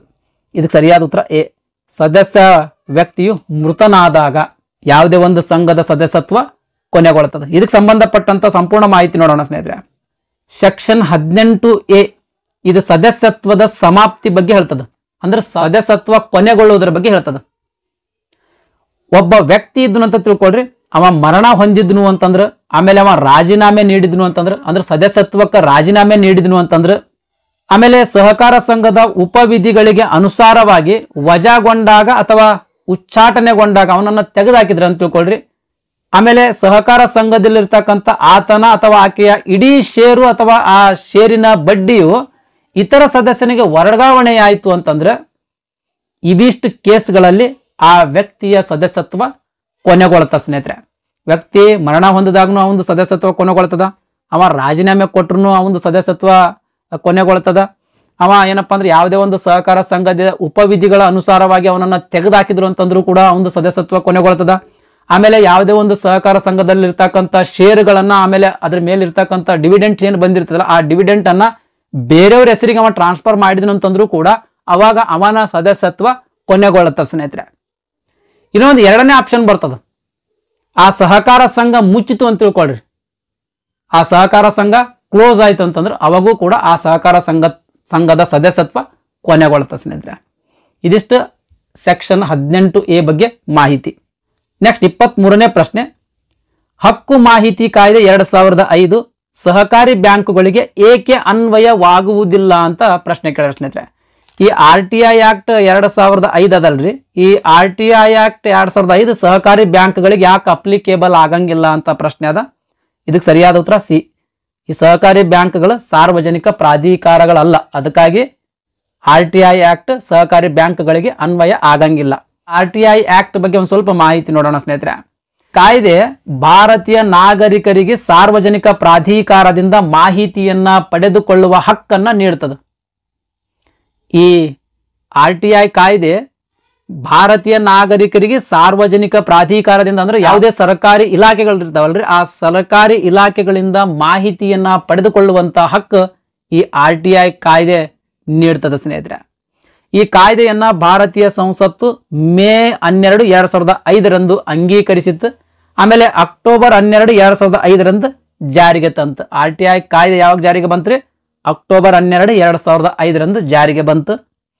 ಮೊದಲ RTI ಕಾನೂನನ್ನ ಅಂದ್ರೆ ಪ್ರಪಂಚದಲ್ಲಿಯೇ ಮೊದಲ RTI ಕಾನೂನನ್ನ 1766 ಸ್ವೀಡನ್ನಲ್ಲಿ ಪ್ರಾರಂಭಿಸಲಾಗಿತ್ತು ಸ್ನೇಹಿತರೆ. ಭಾರತದಲ್ಲಿ RTI ಕಲ್ಪನೆಯನ್ನ ಮೊಟ್ಟ ಮೊದಲಿಗೆ RTI ಅನ್ನೋದು ಒಂದು ಕಲ್ಪನೆಯನ್ನ 1990 ಮಾಜಿ ಪ್ರಧಾನಿ VP ಸಿಂಗ್ನವರು ಅವ್ರದ್ದು ಕಲ್ಪನೆ ಆಗಿತ್ತು ಸ್ನೇಹಿತರೆ ಇದು. ನೆಕ್ಸ್ಟ್ 24ನೇ ಪ್ರಶ್ನೆ, ಹೊಸದಾಗಿ ನೋಂದಣಿಯಾದ ಸಹಕಾರ ಸಂಘ ಎಷ್ಟು ತಿಂಗಳೊಳಗೆ ವಾರ್ಷಿಕ ಸರ್ವ ಸದಸ್ಯರ ಸಭೆಯನ್ನ ನಡೆಸಬೇಕು ಅಂತ ಪ್ರಶ್ನೆ ಸ್ನೇಹಿತರೆ. ಯಾವುದೇ ಒಂದು ಸಹಕಾರ ಸಂಘ ಸ್ಥಾಪನೆ ಆಯ್ತಂತ ತಿಳ್ಕೊಳ್ರಿ. ಸಹಕಾರ ಸಂಘ ಸ್ಥಾಪನೆಯಾಗಿ ಎಷ್ಟು ತಿಂಗಳೊಳಗೆ ವಾರ್ಷಿಕ ಸರ್ವ ಸದಸ್ಯರ ಸಭೆಯನ್ನ ನಡೆಸಬೇಕು ಅಂತ ಪ್ರಶ್ನೆ ಅದ. ಇದಕ್ಕೆ ಸರಿಯಾದ ಉತ್ತರ ಎ 18 ತಿಂಗಳು ಸ್ನೇಹಿತರೆ. ಕರ್ನಾಟಕ ಸಂಘಗಳ ನೋಂದಣಿ ಕಾಯ್ದೆ 1960 ಇದರಲ್ಲಿ ಸಾಮಾನ್ಯ ಸಭೆ ಅಂತ ಬರ್ತದ. ಸಾಮಾನ್ಯ ಸಭೆ ಯಾವಾಗ ಕರಿಬೇಕು ಒಂದು ಸಹಕಾರ ಸಂಘ ಅಂತ ಮೆನ್ಷನ್ ಮಾಡಿರ್ತಕ್ಕಂಥದ್ದು. ಈ ಅಧಿನಿಯಮದ ಅಡಿಯಲ್ಲಿ ನೋಂದಾಯಿಸಲಾಗಿರ್ತಕ್ಕಂಥ ಪ್ರತಿಯೊಂದು ಸಂಘವೂ ಕೂಡ ಪ್ರತಿ ವರ್ಷ ವಾರ್ಷಿಕ ಸಾಮಾನ್ಯ ಸಭೆ ಅಂತ ಕರೆಯಲಾಗ್ತಕ್ಕಂಥ ಒಂದು ಸಾಮಾನ್ಯ ಸಭೆಯನ್ನ ನಡೆಸತಕ್ಕದ್ದು ಅಂತ ಹೇಳ್ತದೆ ಈ ಕಾಯ್ದೆ. ಇದರಲ್ಲಿ ಈ ಸಾಮಾನ್ಯ ಸಭೆಯಲ್ಲಿ ಆಯವ್ಯಯ ಪಟ್ಟಿ ಅಂದ್ರೆ ಬಜೆಟ್ದ ಲೆಕ್ಕ ಪರಿಶೋಧನೆಯ ಪ್ರತಿಯೊಂದು ಹಿಂದಿನ ವರ್ಷದ ಸಂಘದ ನಿರ್ವಹಣೆಯ ವರದಿಯನ್ನ ಒಳಗೊಂಡಿರ್ತಕ್ಕದ್ದು ಅಂತ ಈ ಕಾಯ್ದೆ ಉಲ್ಲೇಖ ಮಾಡ್ತದ. ಆದಾಯ ಮತ್ತು ವೆಚ್ಚದ ಖಾತೆ ಮತ್ತು ಲೆಕ್ಕ ಪರಿಶೋಧಕರ ವರದಿಯನ್ನು ಅನುಮೋದನೆಗಾಗಿ ಈ ಸಾಮಾನ್ಯ ಸಭೆಯಲ್ಲಿ ವರದಿಯನ್ನ ಸಲ್ಲಿಸಬೇಕು. ಮೊದಲ ವಾರ್ಷಿಕ ಸಾಮಾನ್ಯ ಸಭೆಯು ಇದು ಮೋಸ್ಟ್ ಇಂಪಾರ್ಟೆಂಟ್, ಇದ್ರ ಮೇಲೆ ಪ್ರಶ್ನೆ ಬಂದಿರತಕ್ಕಂಥದ್ದು. ಮೊದಲ ವಾರ್ಷಿಕ ಸಾಮಾನ್ಯ ಸಭೆಯು ಅದರ ನೋಂದಣಿಯ 18 ತಿಂಗಳ ಒಳಗೆ ಸಂಘದಿಂದ ನಡೆಸಲ್ಪಡ್ತ ಸ್ನೇಹಿತರೆ. ಅಂದ್ರೆ ಮೊದಲ ವಾರ್ಷಿಕ ಸಾಮಾನ್ಯ ಸಭೆ ಆ ಸಂಘ ಸ್ಥಾಪನೆಯಾದ 18 ತಿಂಗಳೊಳಗೆ ನಡೆಸಬೇಕು. ನೆಕ್ಸ್ಟ್ ಮುಂದಿನ ವಾರ್ಷಿಕ ಸಾಮಾನ್ಯ ಸಭೆ ಮೊದಲ ವಾರ್ಷಿಕ ಸಾಮಾನ್ಯ ಸಭೆಯನ್ನ ನಡೆಸಿದ 1 ವರ್ಷ ಅವಧಿ ಮುಗಿದ ನಂತರ 9 ತಿಂಗಳೊಳಗೆ ನಡೆಸತಕ್ಕದ್ದು ಅಂತ ಈ ಕಾಯ್ದೆ ತಿಳಿಸ್ತಾ ಸ್ನೇಹಿತರೆ. ಆದ್ರೆ ರಿಜಿಸ್ಟ್ರಾರ್ ಯಾವುದೇ ವಿಶೇಷ ಕಾರಣಕ್ಕಾಗಿ ವಾರ್ಷಿಕ ಸಾಮಾನ್ಯ ಸಭೆಯನ್ನ ನಡೆಸುವ ಸಮಯವನ್ನ 6 ತಿಂಗಳಿಗಿಂತ ಹೆಚ್ಚಿನ ಅವಧಿಗೆ ವಿಸ್ತರಿಸಬಹುದು ಸ್ನೇಹಿತರೆ. ಒಂದು ವಾರ್ಷಿಕ ಸಾಮಾನ್ಯ ಸಭೆಯ ದಿನಾಂಕ ಮತ್ತು ಮುಂದಿನ ಸಭೆಯ ದಿನಾಂಕದ ನಡುವೆ 18 ತಿಂಗಳಿಗಿಂತ ಹೆಚ್ಚು ಅವಧಿ ಮೀರಿರಬಾರ್ದು. ಮೊದಲನೇ ಸಾಮಾನ್ಯ ಸಭೆ ಆದ್ಮೇಲೆ ನೆಕ್ಸ್ಟ್ ಸಾಮಾನ್ಯ ಸಭೆಗೆ 18 ತಿಂಗಳು ಮೀರಿರಬಾರ್ದು ಸ್ನೇಹಿತರೆ. ಇದಿಷ್ಟು ಸಾಮಾನ್ಯ ಸಭೆಯ ಬಗ್ಗೆ ಮಾಹಿತಿ ಆಗಿತ್ತು. ನೆಕ್ಸ್ಟ್ 25ನೇ ಪ್ರಶ್ನೆ, ಈ ಕೆಳಕಂಡ ಯಾವುದಕ್ಕೆ ಸಹಕಾರ ವಿದ್ಯಾನಿಧಿಯನ್ನ ಬಳಸುವಂತಿಲ್ಲ ಅಂತ ಪ್ರಶ್ನೆ ಅದ. ಇದಕ್ಕೆ ಸರಿಯಾದ ಉತ್ತರ ಸಿ, ಸಹಕಾರ ಸಂಘಗಳ ಸಿಬ್ಬಂದಿಯವರಿಗೆ ವೇತನ ಪಾವತಿ ಮಾಡ್ಲಕ್ಕ ಶಿಕ್ಷಣ ನಿಧಿ ಅಂತ ಒಂದು ನಿಧಿ ಇರ್ತದ, ಆ ನಿಧಿಯ ಹಣವನ್ನ ಬಳಸುವಂತಿಲ್ಲ ಸ್ನೇಹಿತರೆ. ಸಹಕಾರ ಶಿಕ್ಷಣ ನಿಧಿಯ ಬಗ್ಗೆ ನೋಡೋಣ ಸ್ನೇಹಿತರೆ. ಈ ಕಾಯ್ದೆಯ ಕಲಂ 57(2)B ಸೆಕ್ಷನ್ 57 ಸಬ್ ಸೆಕ್ಷನ್ 2B ಏನದಲ್ಲ, ಈ ಸೆಕ್ಷನ್ ಪ್ರಕಾರ ಯಾವುದೇ ಒಂದು ಸಹಕಾರ ಸಂಘ ತನ್ನ ನಿವ್ವಳ ಲಾಭದಲ್ಲಿ ಅಂದ್ರೆ ನೆಟ್ ಪ್ರಾಫಿಟ್ ನಲ್ಲಿ 2% ನಷ್ಟು ಹಣವನ್ನ, ಈ ನೆಟ್ ಪ್ರಾಫಿಟ್ ನ 2% ಹಣವನ್ನ ಸಹಕಾರ ಶಿಕ್ಷಣ ನಿಧಿಗೆ ಪಾವತಿಸಬೇಕು. ಈ ಸಹಕಾರ ಶಿಕ್ಷಣ ನಿಧಿಗೆ ಪಾವತಿಸಿದ ನಂತರವೇ ಸದಸ್ಯರ ಷೇರು ಬಂಡವಾಳದ ಮೇಲೆ ಲಾಭಾಂಶವನ್ನ ಪಾವತಿಸತಕ್ಕದ್ದು ಅಂತ ಈ ಒಂದು ಸೆಕ್ಷನ್ ಹೇಳ್ತಾ ಸ್ನೇಹಿತರೆ. ಪ್ರತಿಯೊಂದು ಸಹಕಾರ ಸಂಘವು ತನ್ನ ಸರ್ವ ಸದಸ್ಯರ ಸಭೆಯಲ್ಲಿ ಲಾಭ ವಿಲೇವಾರಿ ವಿಷಯವನ್ನ ಚರ್ಚಿಸಿ ಈ ಸಭೆ ಮುಗಿದ 30 ದಿನಗಳೊಳಗೆ ಸಹಕಾರಿ ಶಿಕ್ಷಣದ ನಿಧಿಗೆ ವಂತಿಗೆಯನ್ನ ಪಾವತಿಸತಕ್ಕದ್ದು ಅಂತ ಈ ಸೆಕ್ಷನ್ ಹೇಳ್ತದೆ.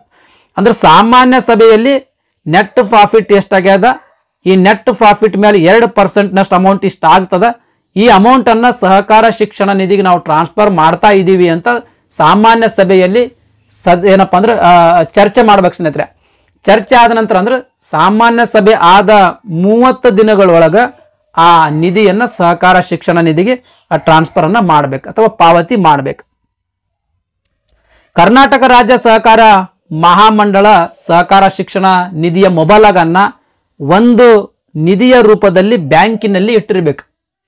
ಯಾವ್ದ್ರೆ Karnataka state cooperative apex bank ಈ ಶಿಕ್ಷಣ ನಿಧಿಯನ್ನ, ಈ ಸಹಕಾರ ಶಿಕ್ಷಣ ನಿಧಿಯನ್ನ ಒಂದು ನಿಧಿಯ ರೂಪದಲ್ಲಿ ಬ್ಯಾಂಕಿನಲ್ಲಿ ಇಟ್ಟಿರ್ಬೇಕು ಸ್ನೇಹಿತರೆ. ಬ್ಯಾಂಕಿನಲ್ಲಿ ಡಿಪಾಸಿಟ್ ಮಾಡಿ ಇಟ್ಟಿರ್ಬೇಕು. ಈ ಡಿಪಾಸಿಟ್ ಮೇಲೆ ಬಂದಿರತಕ್ಕಂತ ಬಡ್ಡಿಯು ಕೂಡ ಅದೇ ಏನಪ್ಪಾ ಅಂತಂದ್ರೆ ನಿಧಿಗೆ ಸೇರ್ಪಡೆ ಮಾಡ್ಬೇಕು ಸ್ನೇಹಿತರೆ.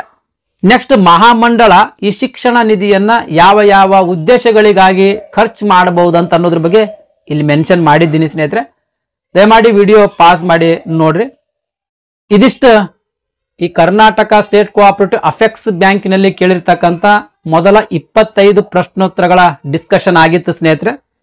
ಈ ವಿಡಿಯೋ ನಿಮಗೆ ಇಷ್ಟ ಆಗಿತ್ತು ಅಂದ್ರೆ ದಯಮಾಡಿ ಲೈಕ್ ಬಟನ್ ಮೇಲೆ ಪ್ರೆಸ್ ಮಾಡ್ರಿ. ಅದೇ ರೀತಿ ನಿಮ್ಮ ಫ್ರೆಂಡ್ಸ್ರಿಗೂ ಕೂಡ ಶೇರ್ ಮಾಡ್ರಿ ಅಂತ ವಿನಂತಿಸಿಕೊಳ್ಳುತ್ತಾ ಇವತ್ತಿನ ವಿಡಿಯೋವನ್ನ ಮುಗಿಸ್ತಾ ಇದ್ದೀನಿ. ಧನ್ಯವಾದಗಳು.